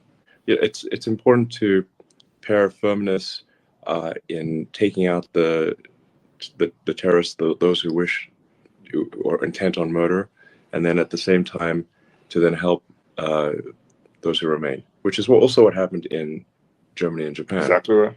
It's interesting because this is quite a rare thing in history. Usually, the victor pillages the loser, and if you look at it after World War One, the Treaty of Versailles was a big mistake, and it created immense bitterness in Germany, and it's part of what led to World War II, and then. Oh, so now Elon Musk is also a historian. So now we're supposed to take historical advice from Elon Musk as well. World War II, that people realized, listen, we actually need to rebuild the economies and instead of punishing them. And so, you had the rebuilding of Japan, rebuilding of Germany and much of Europe, and then we've had peace and prosperity for a long time. Those who are intent on murder must be neutralized. Then the propaganda must stop. That is training people to be murderers in the future, and then making Gaza prosperous. And training the IDF is trained to be murderers. No, see, it's okay. See, this is the problem, guys. It's okay for Israel to do it. Now, listen to this statement from Elon Musk as well from this visit. Syrian girl said, wow, did Elon Musk just call for the death of Netanyahu? She's being sarcastic there. He says, on the Gaza situation, there is no choice but to kill those who insist on murdering civilians. Listen to this. it was certainly been a day, I would say an emotionally difficult day to see the places where people were murdered. I just did a talk with the Prime Minister, and I think obviously there are three things that need to happen in the Gaza situation. I mean, there's no choice but to kill those who insist on murdering civilians. There's no choice. So to that point, what Syrian girl was trying to bring up, now obviously he's talking about this in reference to Gaza, but what Syrian girl was trying to bring up is that, oh, well, Elon Musk, if you feel that way, then you mean that in reference to Netanyahu too, right? Because he's also murdering civilians and children. They're not going to change their mind. And then the second thing is to change the education so that a new generation of murderers is not trained to be murderers. And then the third thing, which is also very important, is you guys hear this, right? And then he goes on to say to build prosperity. Do you guys hear this? Now all of a sudden, Elon Musk, he went there one time. Now all of a sudden, he's an expert. And let me tell you what's happening there. And let me tell you what should happen. Guys, this is propaganda 101. You should never have trusted. You cannot trust this guy. You cannot trust billionaires. You just can't. Now, Fiorella Isabel, she posted Elon Musk and the Israeli Minister of Communications made a preliminary agreement to keep Gaza's broadband internet turned off until Israel gives its approval. So again, who is really in charge? Hint, it's not Elon. If X is your company and you decide, hey, this is my platform, this is what I'm doing. Also, I have this other company and I'm going to give internet access to the people in Gaza, which is something that he said that he would do. Netanyahu comes to you and tells you, no, not until we say so. Is Netanyahu Elon Musk's boss?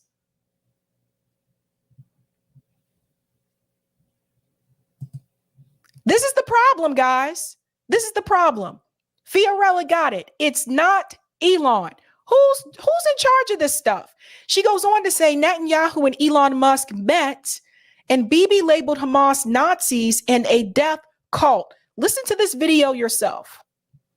Now, as you can see, it says live chat with Elon Musk. There's Benjamin Netanyahu. There's Elon Musk. This was a Twitter space.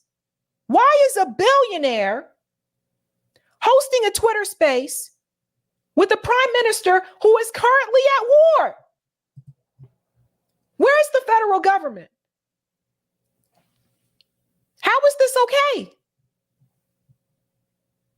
Listen to what they say.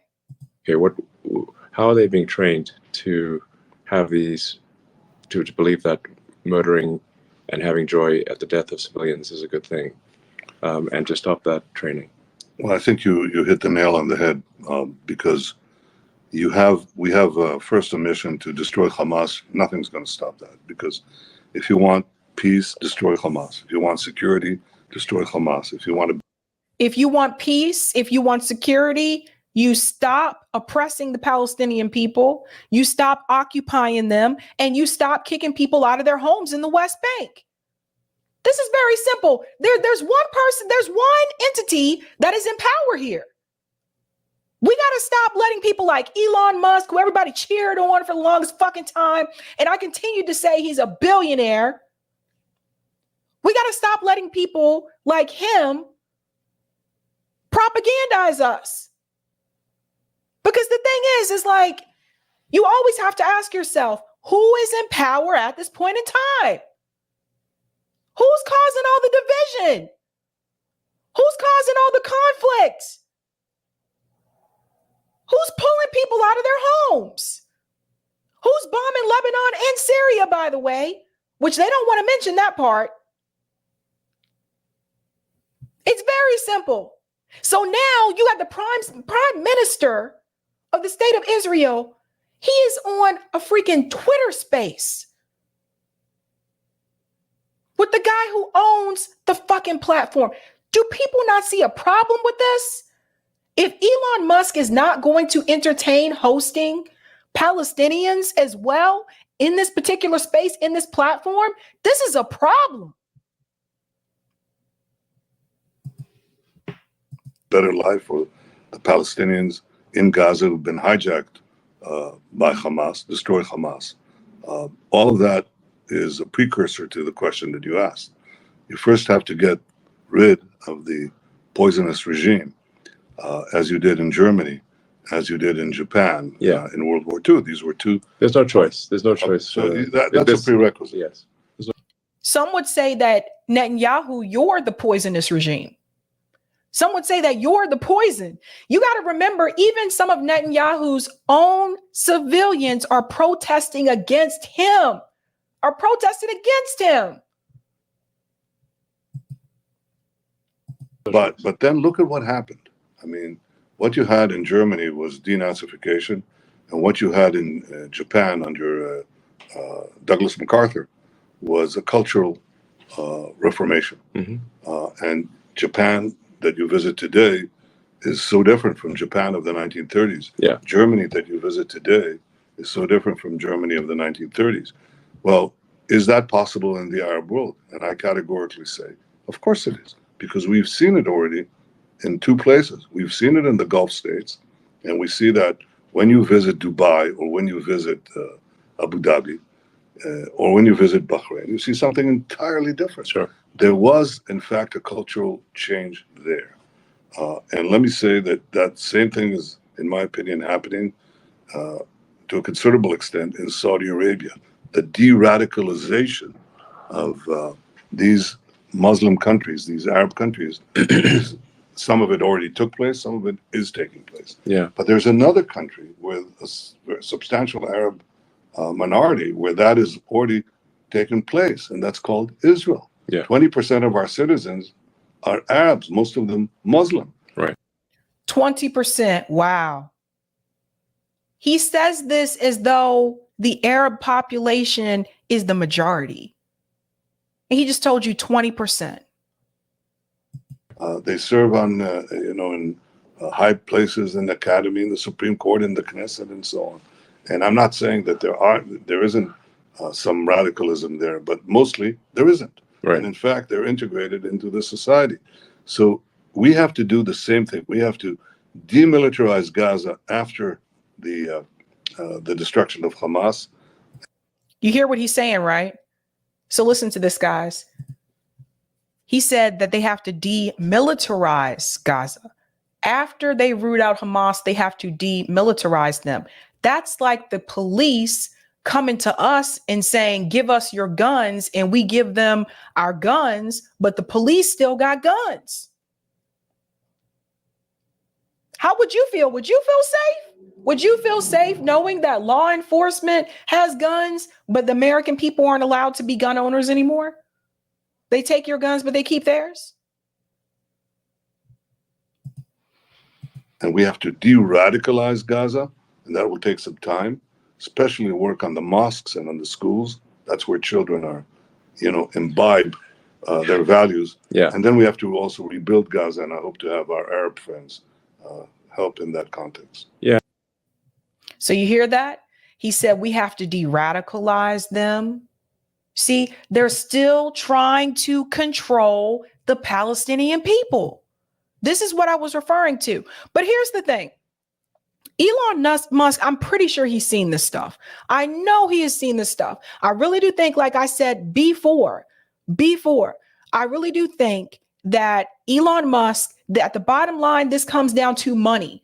I believe that Elon Musk, he talked about this before on Twitter. They were starting to threaten him because he wasn't censoring people to their standards, so to speak. So he's been getting threats that way. He shared that information on Twitter. But I also think that this comes down to advertisers. And I think that X is losing advertisers because of the information that has come across on X. And I think that's why he's saying what he's saying. Now, I want you to hear this video here because I thought this is very interesting. Loki posted this. You've got lawyers around the world wanting to put Israel in the front of Hague for war crimes. A BBC presenter confronts Israeli minister of the economy. Listen to this, because see, at least this particular commentator was willing to push back on it. You see, they're losing the propaganda war. Listen. 14,000 civilians who have been killed. No, we completely appreciate many Israelis have lost their lives as well. But thousands of innocent civilians and children are dying in Gaza at the moment. Lizzie, you have to let me speak on this point, okay? It's not a number game. If they hide behind the civilians and think that we will not get to them, they're wrong. Any civilian in Gaza that gives shelter to Hamas is in danger. We opened a corridor for them to leave the northern part of Gaza so that they don't get hurt. You know what they did? They went into our civilian cities and towns and raped and killed and slaughtered and beheaded people. It's not the same. You cannot compare. It's like the West fighting Nazi Germany. This is the equivalent, moral equivalent. You cannot put the numbers one next to the other. When the US dropped the atomic bombs on Hiroshima and Nagasaki, okay, they wanted to end the war. We don't do that. Okay, Mr. Barker. We are considerate. We're considerate of the Palestinian people. There are many people who would disagree with that statement, that you are considerate of Palestinian people. I have to say, I'm sorry, you've got lawyers around the world wanting to put Israel. If he was considered a Palestinian people, you wouldn't have ripped them from their homes and kicked them off their land. That's not being considerate. They don't like to talk about that, though. This is why they like to stick with October 7th. In front of the Hague for war crimes that have been committed in Gaza. The UN says it is a graveyard for children in Gaza at the moment. There are many who would dispute the fact that Israel has been considered. Go to Hamas leadership. Speak to Hamas leadership to put the white flag. Mr. These Barker, are Nazis. You see what's happening? So I just want to remind you of a quote that Malcolm X said many years ago. Malcolm X said that if you're not careful, the newspapers will have you siding with the oppressors instead of the oppressed. Still very relevant today. And there's more, because it's not just, these are the things that Elon Musk is not willing to acknowledge. Like I said, they got a hold of Elon Musk. They said some things to him. And I think that's what's happening here. So I want to go to this particular clip here from Case Study QB, where they acknowledge that Israel has killed more UN staffers than Hamas leaders. UN staffers that are not Hamas. Listen to this. The high-wire negotiations continue in Israel and Gaza, where late today, 11 more hostages were freed. They are now in Israel. Here is edited footage from Al Jazeera showing them being. We're going to fast forward because I don't want to show them on YouTube, because YouTube And make sure we get past the hostage part. Here we go. Here, I want to start with the question of these releases on both sides. It's been 40 some odd days and 14,000 deaths. I've seen some of your interviews in which you've questioned whether this many deaths were needed to get these prisoners out. What do you make of the fact that this pause is happening now, so many deaths later? Thanks, Joy. I've actually been really clear that I think that Israel has waged, now we're on day 52, campaign that is not a military campaign, but what is very clearly an ethnic cleansing campaign that has not achieved any military advantage. After 52 days and an incredible humanitarian toll of 14,800 deaths, including 6,000 children, 4,000 women, 36,000 injured, 60 journalists, where my colleague Maureen Rabbani points out that Israel has killed more UN staffers than Hamas leaders. They have not achieved anything through that campaign, that onslaught of what legal scholars and genocide scholars has described as genocidal. In fact, the agreement that they had just agreed to in terms of the exchange of hostages for hostages, many of these Palestinians should be understood as hostages, as they're not prisoners. They did not have adequate due process. Many of them, 2,000 of the 8,000 in captivity, are held under administrative detention without charge or trial. Let's pause there. This is the part that I was trying to tell you about. This is the part that Elon Musk is not going to admit because Bibi is not going to explain this to him. I really had a problem over the break when I saw headlines where mainstream media network after another was continuing to refer to the Israeli hostages as hostages, but they referred to the Palestinians that were released as prisoners. And you have to remember, again, these people have not been tried in a court of law. They were just arrested and pulled out of their homes. They can arrest you for anything and say you did something that you did not do. There have also been accounts where there have been family members in those homes where the person that they were looking for was not present, so they took one of the family members instead. I was very surprised that I heard this conversation here in particular on MSNBC. And I have no doubt in my mind that had it not been for the multiple protests that happened across the globe repeatedly for the past couple of weeks, that this conversation would have never happened on mainstream media. This is why we say people had to get out in the streets and you had to have large numbers. This is why we push for that. And I remember a couple times last year, people telling me that protests don't do anything. Protests don't work. It's a waste of time. No, they do work if you have the numbers. So the idea is to mobilize the masses, to get people out in the streets, create a global movement, and then you can start to switch the conversation. I don't think this woman would have been allowed on MSNBC to say what she's saying right now had it not been from the pressure that came from people in the streets.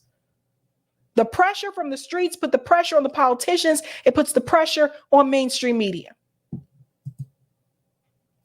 This very same agreement was extended in the first week after October 7th. Israel could have achieved it immediately. It could have achieved it before the ground incursion that began on October 27th. It could have achieved it before the gutting and the incursion of Al-Shifa hospital, and now 26 out of 35 hospitals. It's precisely why we can see now, if there has been no military advantage, if Israel did not increase its negotiating leverage, but what it did do was mete out this incredible high civilian humanitarian harm, then we are pointing out that the purpose was not, in fact, to release the hostages, which they could have released through this diplomatic exchange, this diplomatic process, a political process, but in fact was a campaign intended to do what many Israeli leaders have told us, which is to turn Gaza into a parking lot, which is to ethnically cleanse the north of Gaza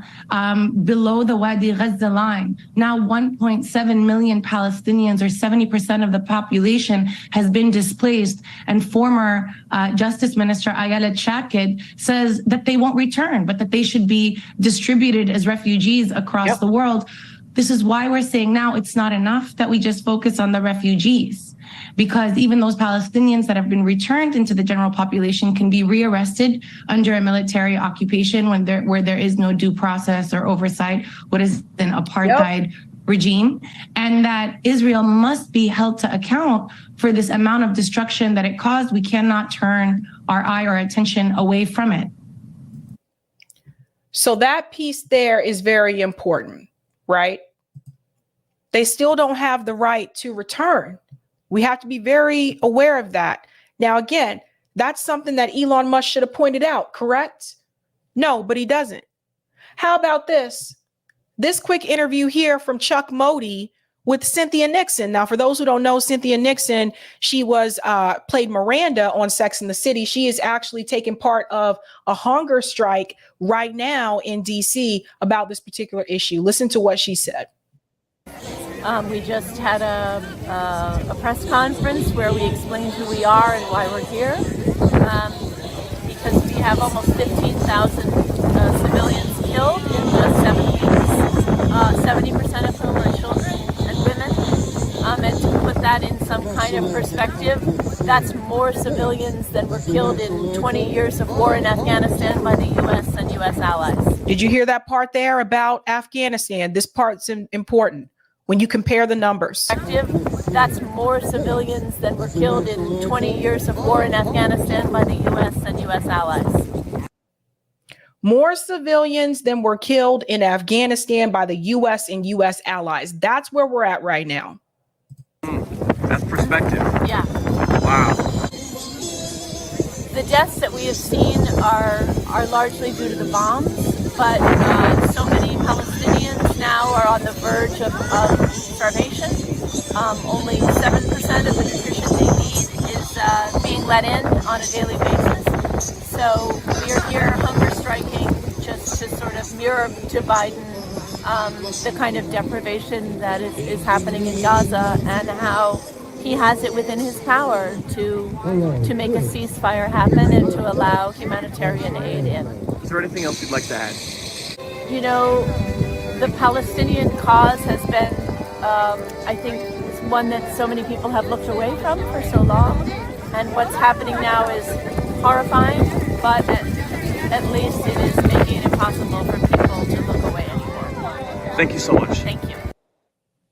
So that was Cynthia Nixon there. She is participating in a hunger strike that is taking place in DC around this issue with Israel and Gaza. So again, many of you may know her from Sex and the City as Miranda. Don't hear Elon Musk talking about that. Don't hear Elon Musk talking about this article, which is from the New York Times. Even they are admitting Gaza civilians under Israeli barrage are being killed at historic pace. Again, this is coming from the New York Times. Even a conservative assessment of the reported Gaza casualty figures show that the rate of death during Israel's assault has few precedents in this century. It goes on to show you here, look at this graph. You'll see deaths reported in Gaza. Regular reporting on women and children began. Let me move this up. I'm going to make it just a little bit smaller just so you can see the dates. Okay, so October 20th, right?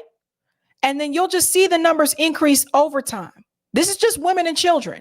Over time, the orange, over time, up to about 10,000. And then when you look at all people,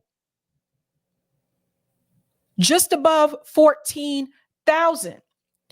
So I want to go ahead and fast forward to this piece right here. People are being killed in Gaza more quickly, they say, than in even the deadliest moments of the U.S.-led attacks in Iraq, Syria, and Afghanistan, which were themselves widely criticized by human rights groups. Precise comparisons of war dead are impossible, but conflict casualty experts have been taken aback at just how many people have been reported killed in Gaza, most of them women and children, and how rapidly. It's not just the scale of the strikes. Israel said it had engaged more than 15,000 targets before reaching a brief ceasefire in recent days. It is also the nature of the weaponry itself. Israel's liberal use of very large weapons in dense urban areas, including US-made 2,000-pound bombs that can flatten an apartment tower, is surprising, some experts say. So what I wanted to point out to you is this. Even the New York Times is having to admit that this has exceeded Afghanistan, Iraq, and Syria in reference to the civilian casualties. You won't hear Elon Musk mention that. But there's a reason for a lot of this. I want you to remember where Elon Musk comes from. You have to remember that Elon Musk is from apartheid South Africa. Now, some people just don't understand just how bad apartheid was in South Africa. But I want to show you how he was blind about a lot of the issues that were happening to South Africans during that time when he lived there, just as he is either blind or pretending to be blind right now in reference to what is happening to the Palestinian people. Let's go to this piece here where they actually did speak to a friend of Elon Musk. So listen to this about South Africa apartheid. Mr. Musk, best known for owning the companies Tesla and SpaceX, has not talked much in public about a significant swath of his past. How growing up as a white person under the racist apartheid system in South Africa may have shaped him. Remember all this, guys. It's telling. White kids were insulated from the harsh reality of it. This is coming from Terrence Binney, who is white and graduated with Mr. Musk from the Pretoria Boys High School in 1988. Interviews with relatives and former classmates reveal an upbringing in elite, segregated white communities that were littered with anti-Black government propaganda.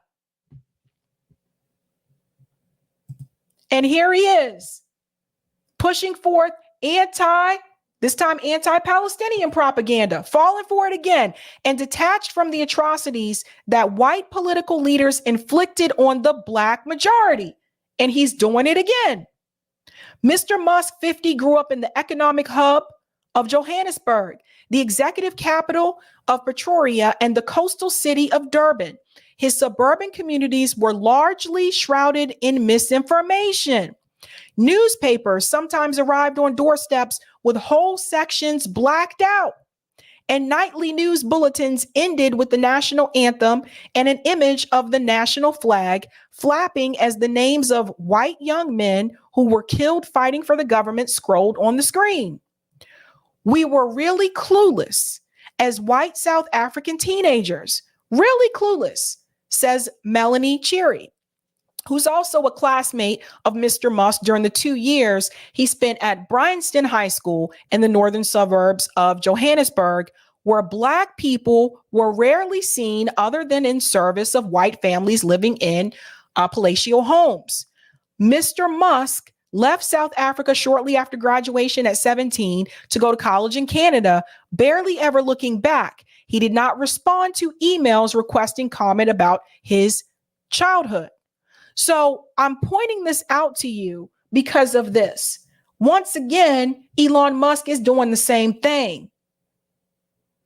He is promoting the propaganda of the racist apartheid government and administration under Netanyahu and ignoring the plight, the oppression, and the suffering of the marginalized group, which in this situation is the Palestinian people.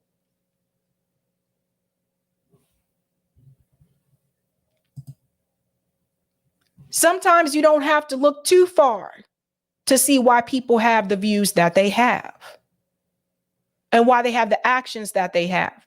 So there's two things happening here. Number one, growing up in apartheid, like Elon Musk did, not being willing to hear the side of the oppressed.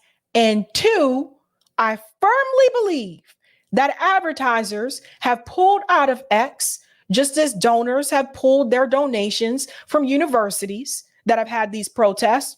And Elon Musk is seeing money go out the window. And if you grew up in apartheid and you didn't get to see how the other side lived and you didn't get to hear the other perspective, you're not going to be as willing to do so now unless you've had a complete transformation, which I don't believe he's had.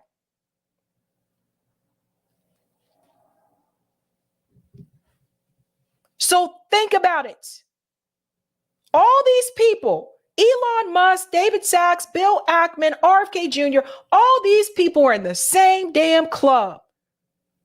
They're pro-free speech for what benefits them and their agenda and their cause. They're against speech that does not. So at the end of the day, Elon Musk is looking at his bottom line.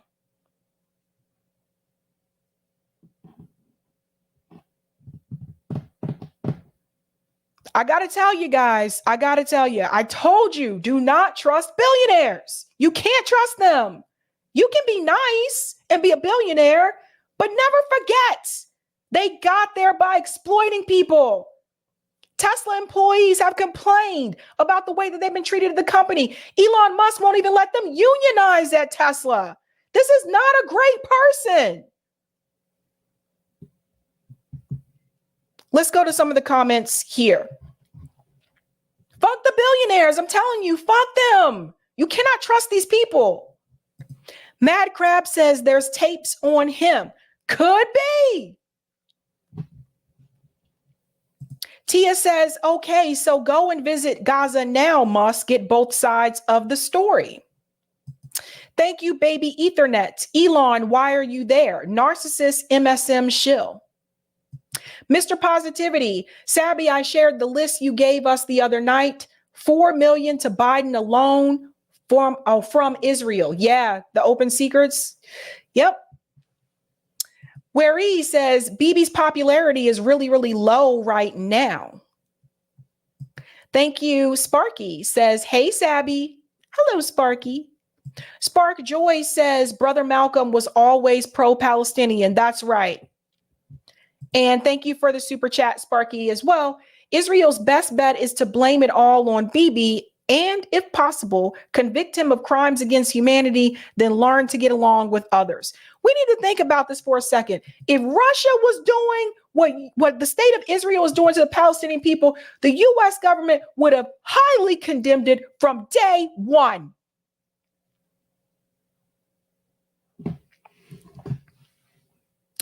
We're moving on. Oh, let me get that comment on Rockfin, and then we'll move on to the Norm story. All right. Thank you for the tip on Rockfin hemp car. Thank you, hemp car. Let's get to the next story. You know, I've been waiting for this moment. I've been waiting for this moment for Norm Finkelstein to actually have a discussion about Israel and Gaza with Piers Morgan. Because I feel like Piers has interviewed multiple people about this topic, but he has not interviewed someone like Norm, who is very well versed with this particular issue, has been to Gaza, is very familiar with what is happening over there, and he also is Jewish as well. Norm Finkelstein has talked about the fact that his parents were Holocaust survivors as well. So this is a little bit of a different situation. So I was actually surprised when Piers Morgan did accept this push from some of his audience members to interview Norm Finkelstein about this issue.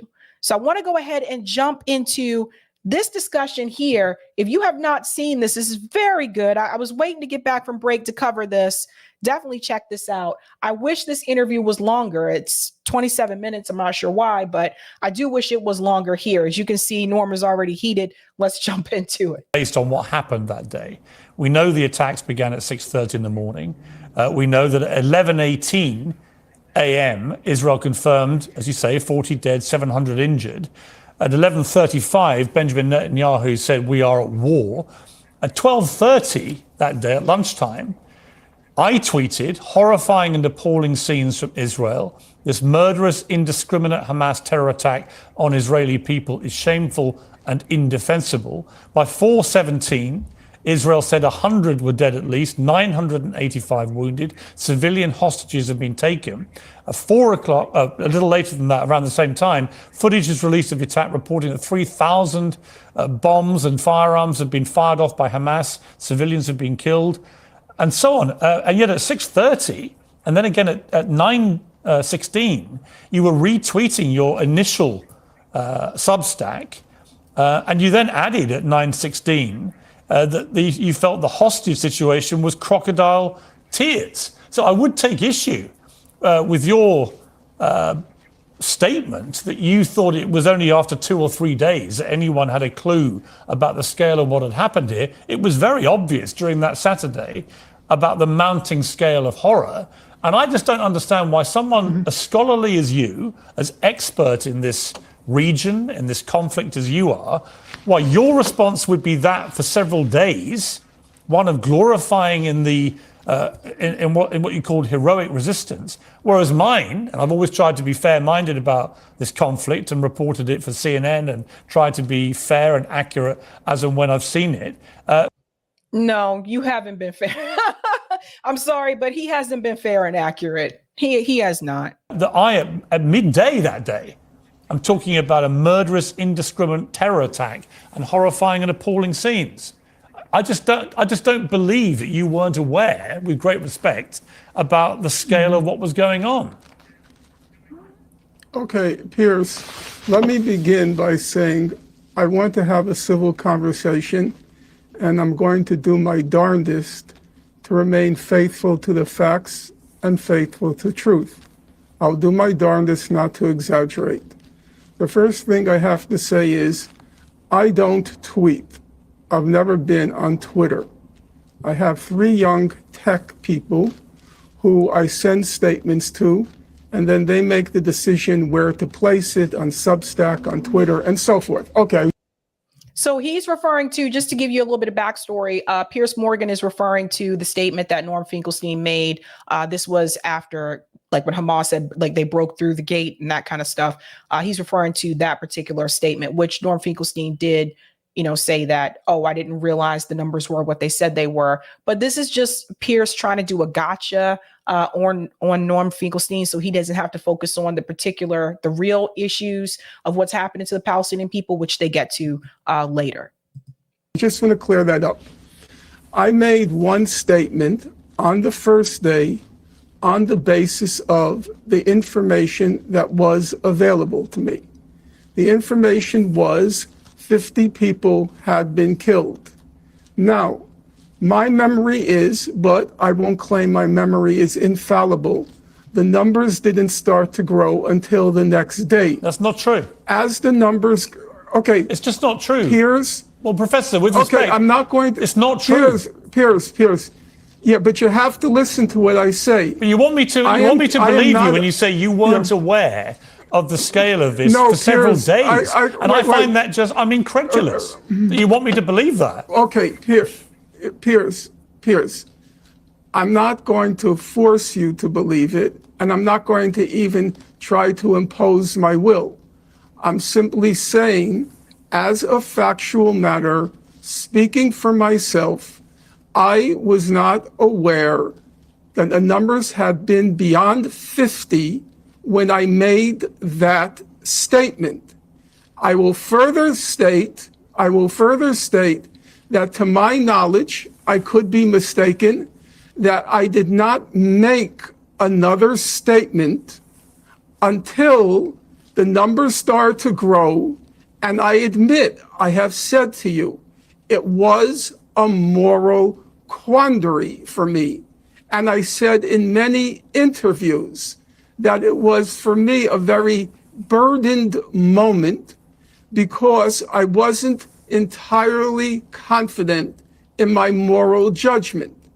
And it was at that point that I started to look back at what the white abolitionists had to say when Nat Turner carried out a slave rebellion and many whites were hacked to death, children were beheaded, and I wanted to see, because I was not confident of my moral judgment, I wanted to see what did the white abolitionists, those who fought against slavery, had to say.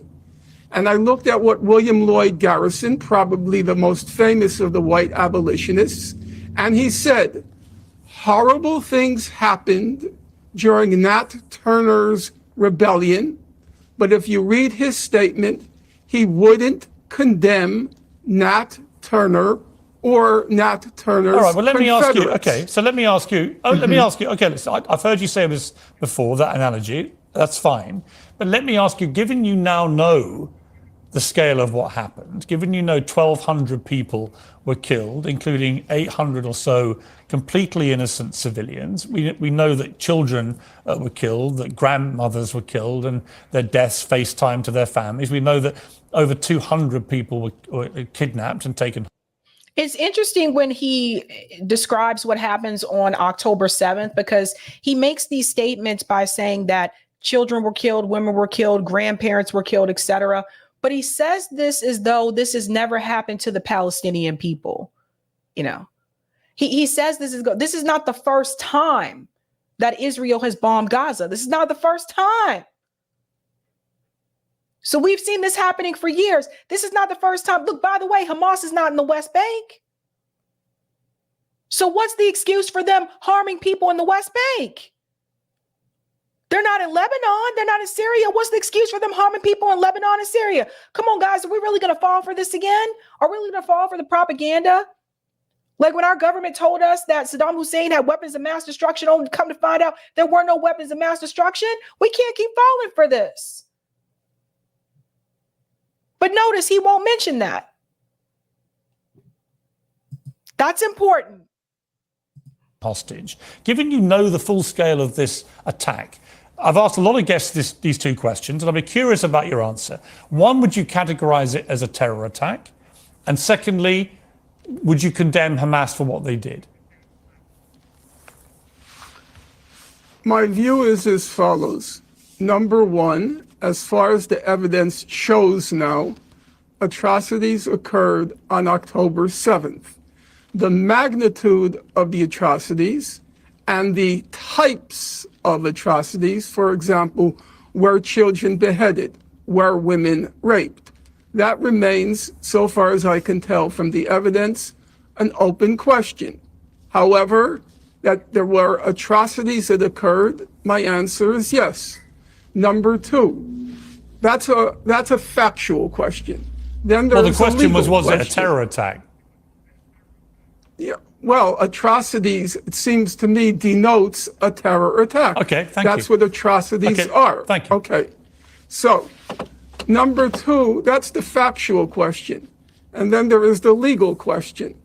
As a matter of law, it seems unquestionable that the people who perpetrated these atrocities would be prosecuted and convicted in a court of law. However, I would say on the legal question, I should think that there would be some mercy shown because those who carried out the atrocities were concentration camp inmates. Number three, which I think is the one that concerns you the most, is the moral question. And at a moral level, my view is, my basic precept, we may disagree, my basic precept is that there but for the grace of God go I. That is to say, I'm very reluctant to condemn people who are in a position or in a condition such that were I in that position or condition, I'm not sure what I would do. Now, the 1,500 young men who burst the gates of Gaza, they were born into a concentration camp. That piece right there, I think, is so... Most of us don't know what this is like, right?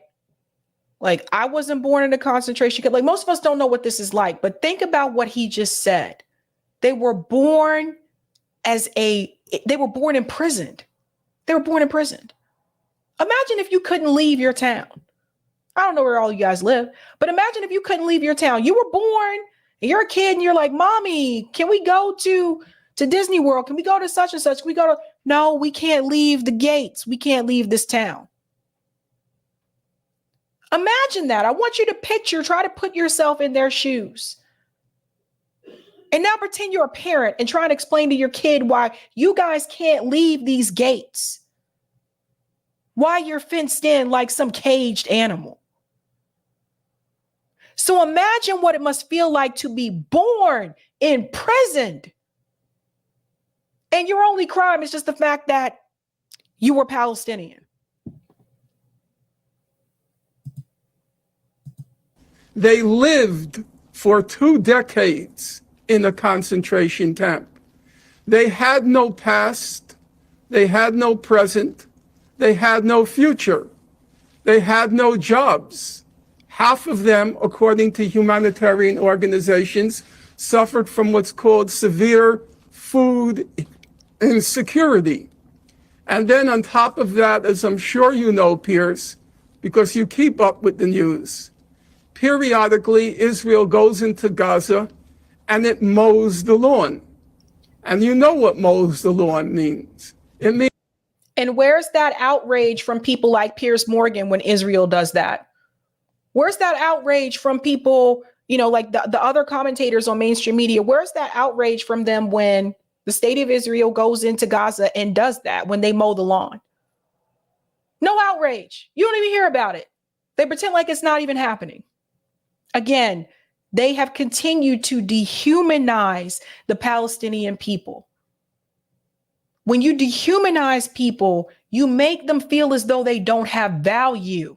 And you convince others that they don't have value. And when you convince other people that these people you're dehumanizing don't have any value, you're also convincing those people who don't know any better that their lives don't matter.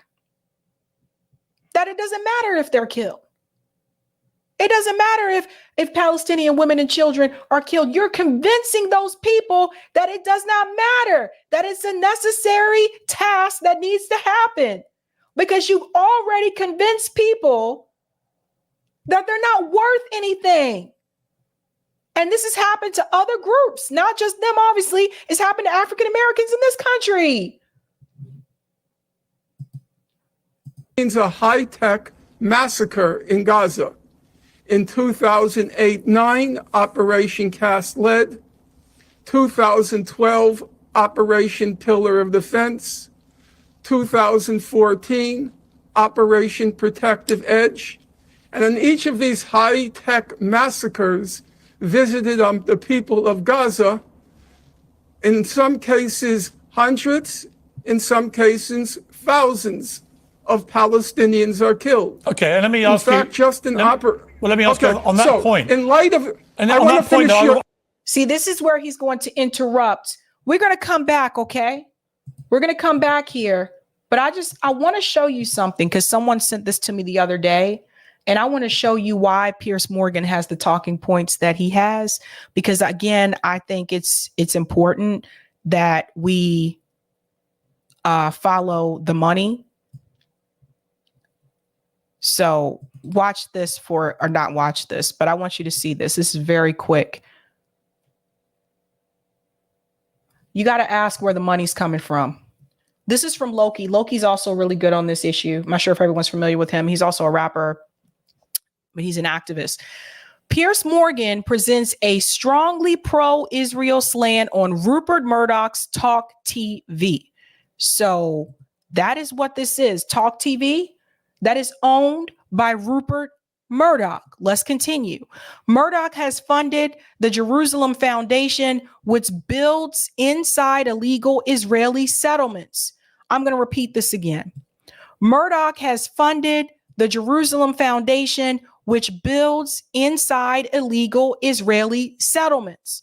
Murdoch was also a board member of Genie Energy, which has deals in the Israeli-occupied Golan Heights. This is why you have to follow the money, people. Now you understand why Piers Morgan has the talking points that he has. Thank you, Loki, for pointing that out. It's all about the money. Once you start following that, then you see why people have the views that they have and they have the talking points that they have. Now, let's get back to this discussion here. Again, this is Talk TV owned by Rupert Murdoch. One question about that. In that period, and by the way, I've been condemnatory of some of the things you've just talked about publicly. I've tweeted my condemnation of some of these things. And I've tried to shine a light on the plight of the Palestinians for many, many years. And I feel that the oppression of the Palestinian people for many decades has been absolutely outrageous. So on that, we can completely agree. But when it comes to what you're saying here, and that's about as much that he can say on this particular platform on Talk TV and still be able to keep that job. It seems to me what you're trying to paint is a picture of some kind of moral justification for what Hamas did. And that's where you lose me, because I don't see why there could be anyone who can see the scale of what Hamas did on October the 7th and not simply condemn it out of hand. You may also want to condemn some of the response by Israel. That's completely normal. I would say that there are serious question marks about the proportionality of what they've been doing. But if you can't start from a basic humanity position of saying what happened on October the 7th was a disgusting terror attack worthy of condemnation, then for me, I find it very hard to then respect anyone's demand for people to condemn Israel and their response. Piers, I'm trying to be candid with you. Number one, I appreciate your humanity. I do. I don't know you from Adam. I'm not a TV or a television or a social media kind of person. I'm a book person. I'm old-fashioned. However, I do recall that when that famous moment when Susan Boyle appeared on Britain's Got Talent, and I remember the camera turning to you, focusing on you. I could see it in my mind's eye. I saw your eyes narrow, and suddenly the humanity in you came up.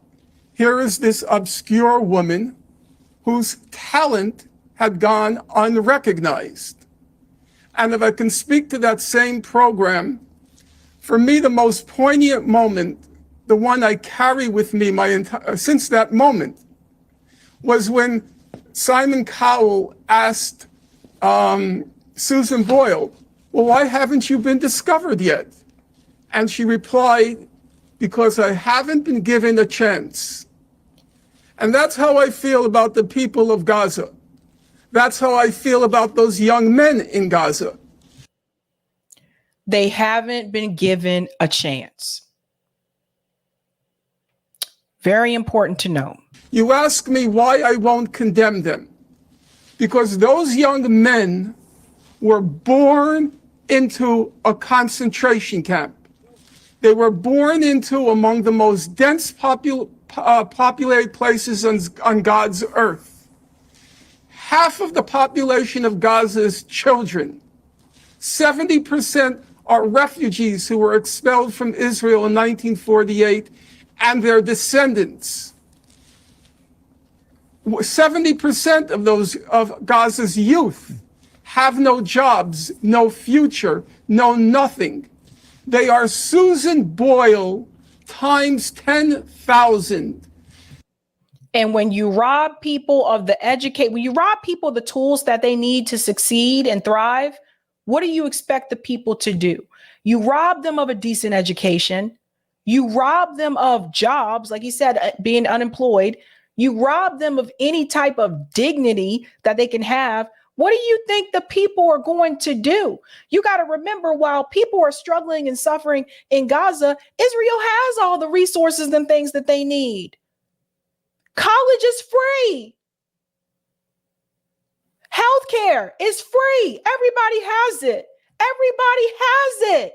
The U.S. government will give them $8.3 billion a year to make sure that everybody in their country can have these necessities. But they won't even do it for you in America. Wake up, folks. Wake up. This is why I say, don't you let them make you feel bad. Don't you let them make you feel guilty about not supporting Joe Biden. Don't let them come at you with that. They do nothing for you. They help out other people in other countries before they even look at you twice.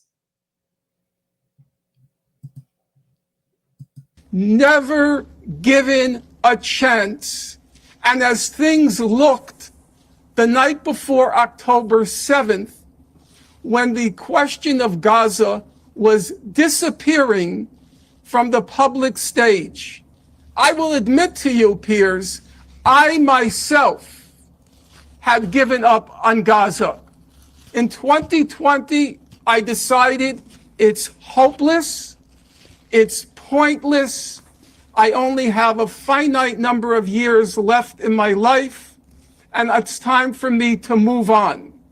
And I'll tell you, that was a wrenching decision on my part, because I knew I was abandoning the people who for 15 years I had devoted my life to chronicling every detail of the horror that had been inflicted on those people. And I gave up on them. Okay. And that meant if I gave up, they had no future, because I was the last chronicler. Okay, but what I would say, Gaza. All right, but what I have the only all right, book but Professor, that's been written on the subject. Let me respond. I would respond by saying that what people in Israel would say, and what Jewish people would say, particularly who live in Israel, is that they were facing a constant barrage of rockets from Hamas, that Hamas won political power in 2005-06, that they were given a huge amount of money and could have done whatever they wanted with that money, but chose to pursue a path of effectively terrorizing the Israelis over that period.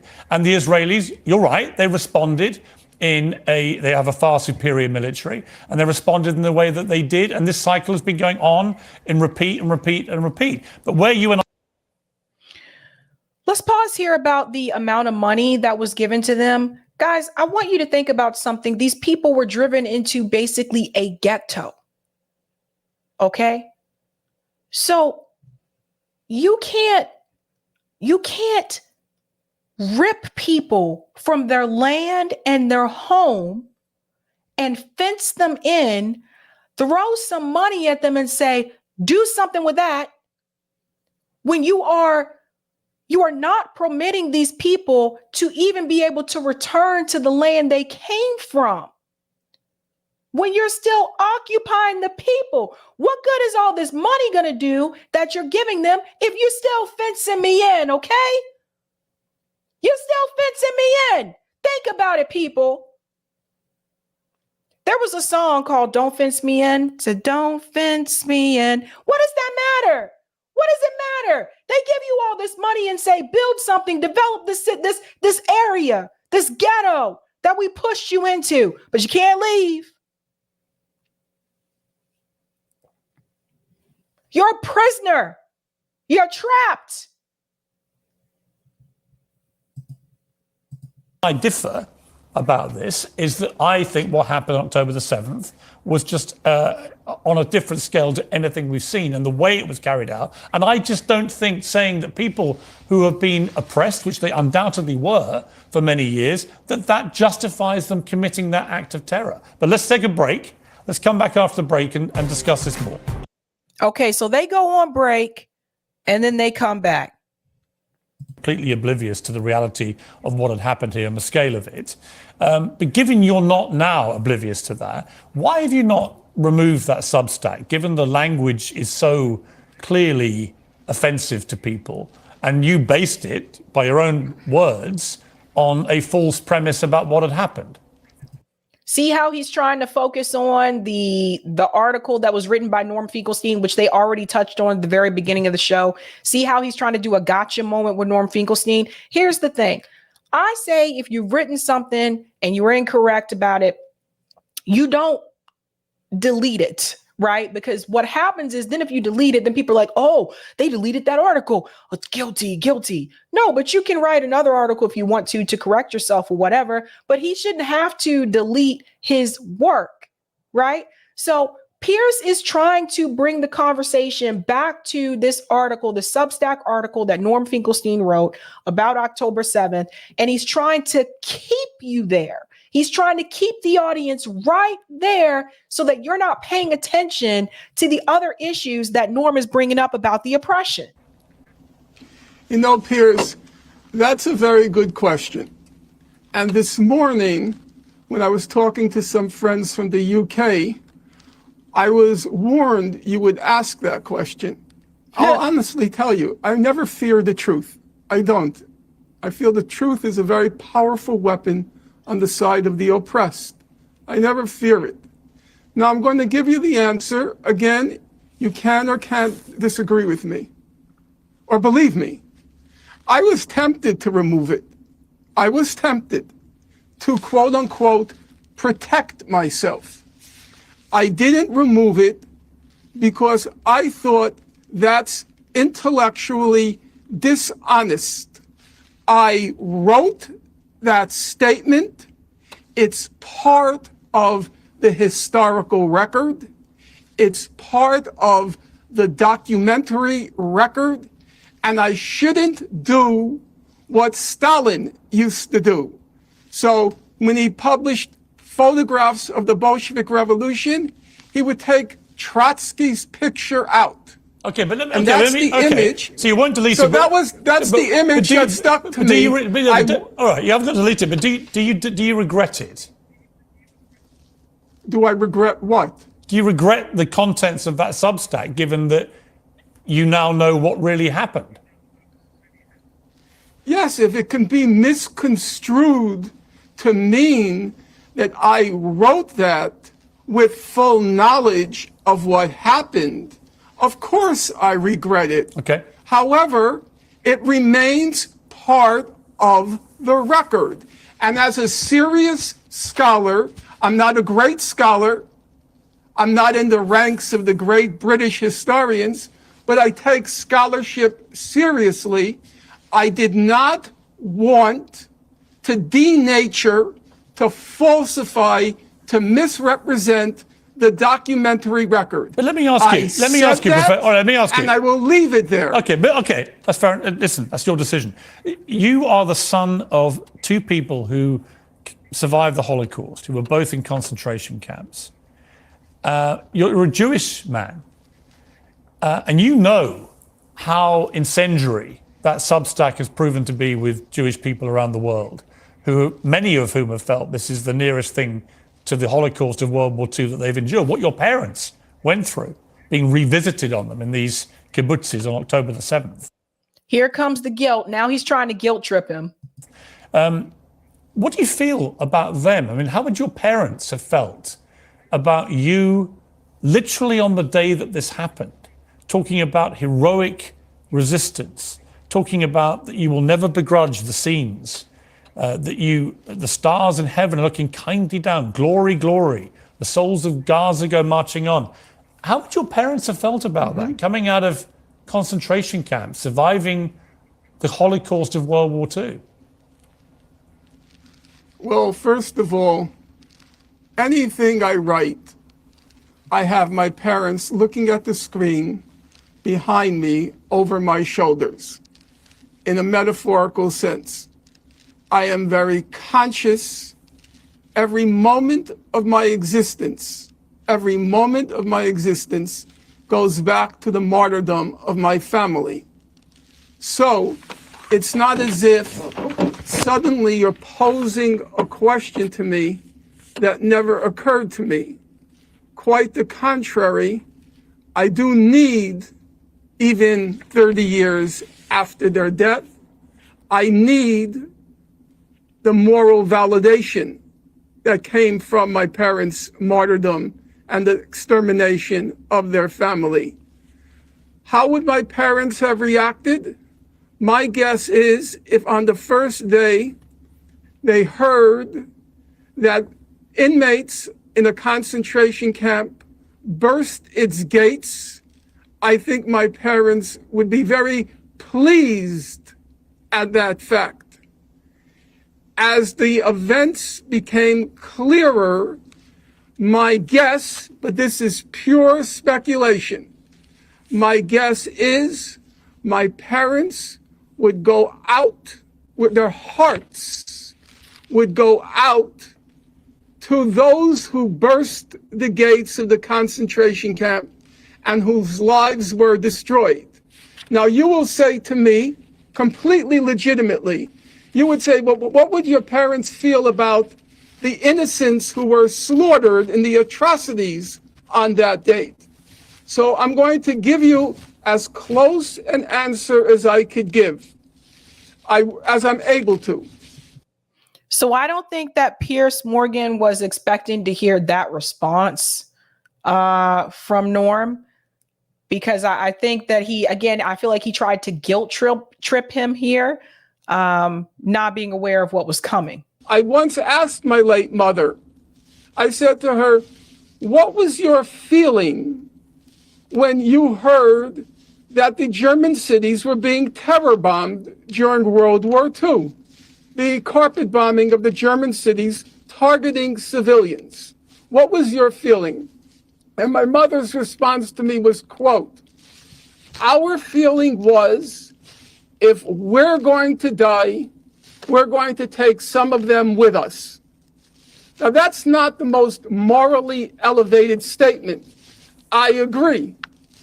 And do I wish my mother had and my father had a heightened sensitivity to German civilian life? I suppose I would wish it. But I will tell you, Piers, to the last day of my parents' life, it was unthinkable that they would have a kind word to say about Germans. And it was unthinkable that I would ever quarrel with them on that point. Okay. I accepted that given their life experience, they had the right to hate the people who destroyed their lives. Okay. And the people Professor of Finkelstein. Gaza have the right to hate the people who destroyed their lives. Woo! I don't think Piers Morgan expected that to come around the block. And I just want to end this segment with this here. This tweet here from Danny Haifong, 8 years. It took 8 years for Israel to release this Palestinian mother back to her family. There are thousands like her. This isn't a war among equals. Israel is a terrorist state. And you can see her coming home here.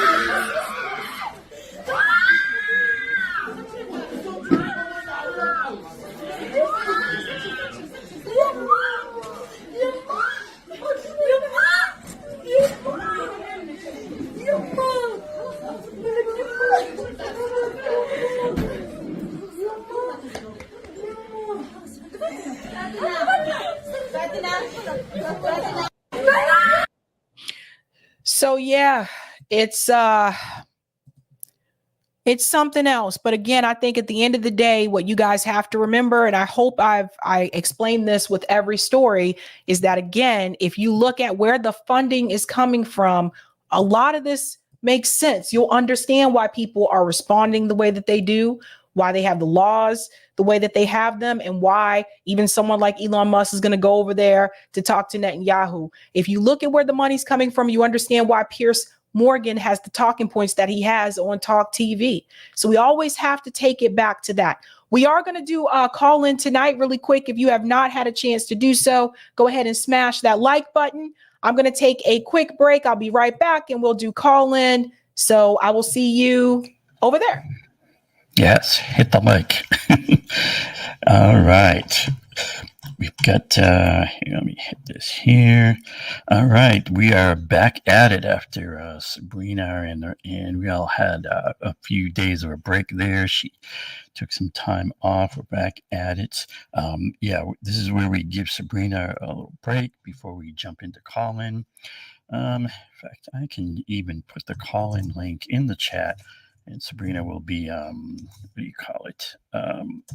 We'll be pinning it to the top of the chat soon. And hi there, David K. All All right. Yeah. So you can do calling on your browser. You can do calling on your cell phone. Calling lives as an app. You know, it keeps on chugging. Now we got a few chats here built up that we'll hit. Let's see. Thanks for the super chat, Sparky, who says, "Make Israel Syria again. In those Ottoman Empire days, Jews and Arabs got along fine." Yeah, I mean, there is that whole thing that if there's not a big power struggle, if there's not that kind of competition going on, that people, when people are just people, they get along just fine. I mean, these differences are always really imposed on them. Mizu doesn't like my mic. Well, I guess we'll see about that. All right, and thanks for the super chat, Elizabeth Poirier. Israel has released 117 Palestinian hostages in the last 3 days, and in that same time, they've detained 116 new Palestinian hostages, with a source being from Al Jazeera. Yeah, I mean, this gets back to the power differential in the whole thing. I mean, it's not like the people in Gaza are going to be getting more hostages or doing anything significant anytime soon. I mean, they basically, the Israelis have basically turned Gaza into rubble, and you know, it just speaks to that huge power differential. You know, Israel and the United States, they're the sponsor, has all the power, and that's hugely important because, you know, it's like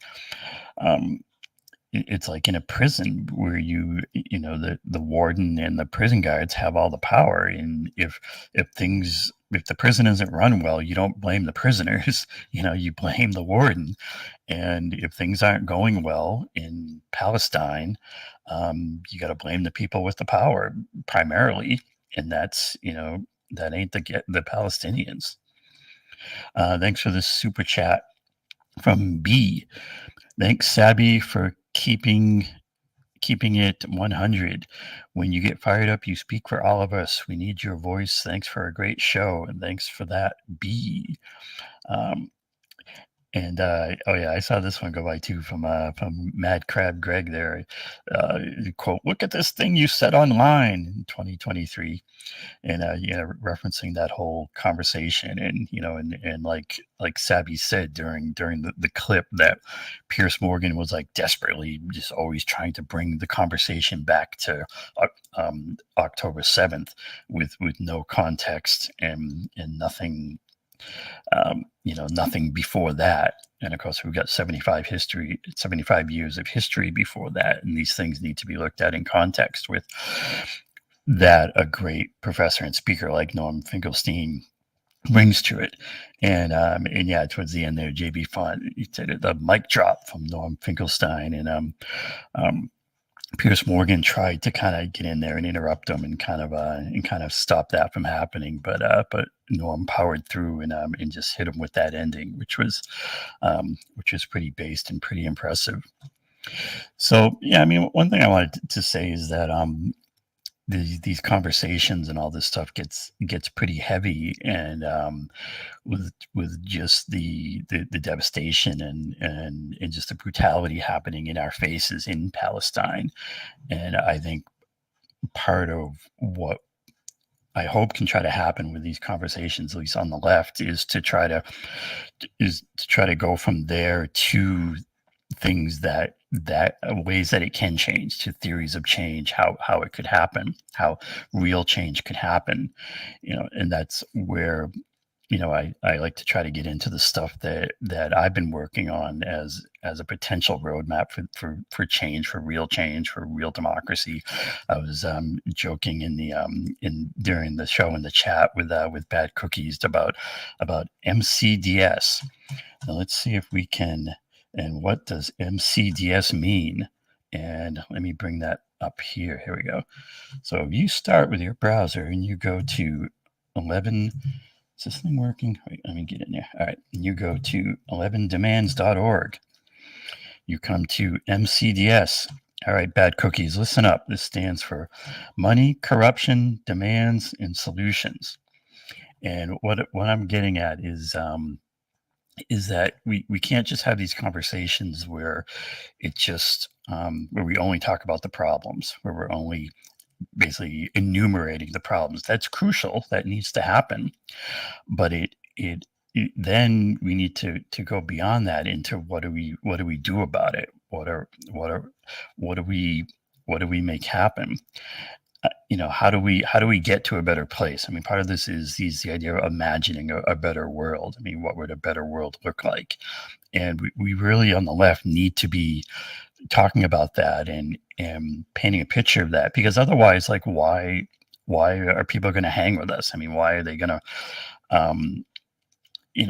it just gets, if all you are is negative and just pointing out what's wrong, then it frankly gets depressing. And so the concept is the MCDS. You start with the money and always connect things to the money. And of course, we've been seeing Sabby do that and doing all of this really pretty consistently. And so the core problem is you have the small group of billionaires at the very top, and they have huge money, huge resources, and they're funneling that money into the political system, into the economic system, into the media. They own all the media. And what that is corruption. It comes down to that word, that corruption. And so our so-called representatives, they're not representing us. They're representing the billionaires. They're representing the people who pay them. So that's the first huge part is recognizing this and calling it out and educating people on it. And then from there you get into what are we going to do about it. You pivot into that, and you need to have demands. You need to talk about what's wrong and what the changes. You basically need to demand an end to the corruption. I'd love to see somehow the huge protests that we're seeing, rightly so, for the Palestinian justice and Palestinian rights also become a movement for anti-corruption, for the core of all this, which is the big money, the big corruption that's at the core of all these issues, because we're not going to fix Israel-Palestine until we fix the greater system. And then from the demands, you come into solutions.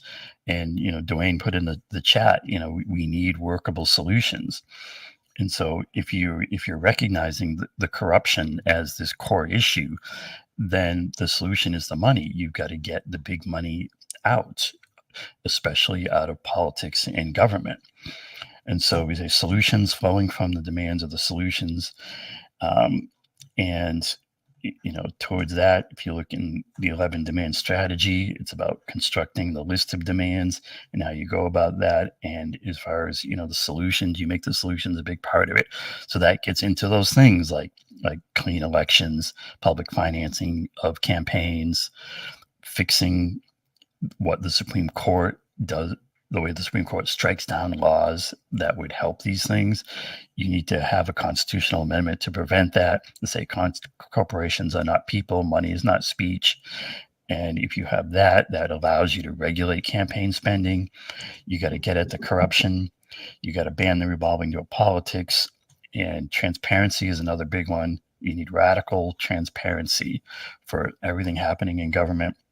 And so my overall point, pull this up, is that there is a path here. There is a way to make this better, but we're going to have to recognize what that path is and talk about doing it and pivot from everything that's wrong to things that could be made right.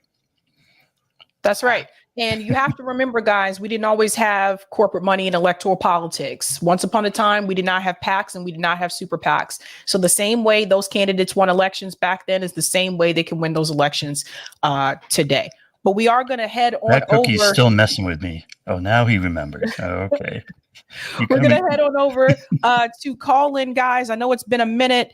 So we are going to do that. All right. Carry on. This is episode 137. Elon visits Netanyahu, White House divide, etc., and whatever else you want to discuss. Let's chat we'll head on over to call-in. So you guys know I'm not live on what's tomorrow? Wednesdays. I'm thrown off a little bit. I'm not live on Wednesdays, but I'll have clips. I'll be back live on Thursday. I am going to be recording an interview with Scott Ritter about latest developments in Ukraine, as well as this issue with Israel and Gaza. So look for that to post later on this week. Other than that, guys, let's head on over to call-in. The link. Oh, no, it's not. Whoops. I guess it's a good thing I checked that. I forgot to put the link in the chat. So let me go ahead and do that now. Bow, chicka, wow, wow. Hold on, let's see. The share. Link. Bow, chicka, wow, wow. I don't know why I felt like saying that, but I did. Okay, now the link is in the chat. It is now pinned to the top of the chat. So I'll see you guys over there. Other than that, you know how we do this. Have a good night. Keep up the fight.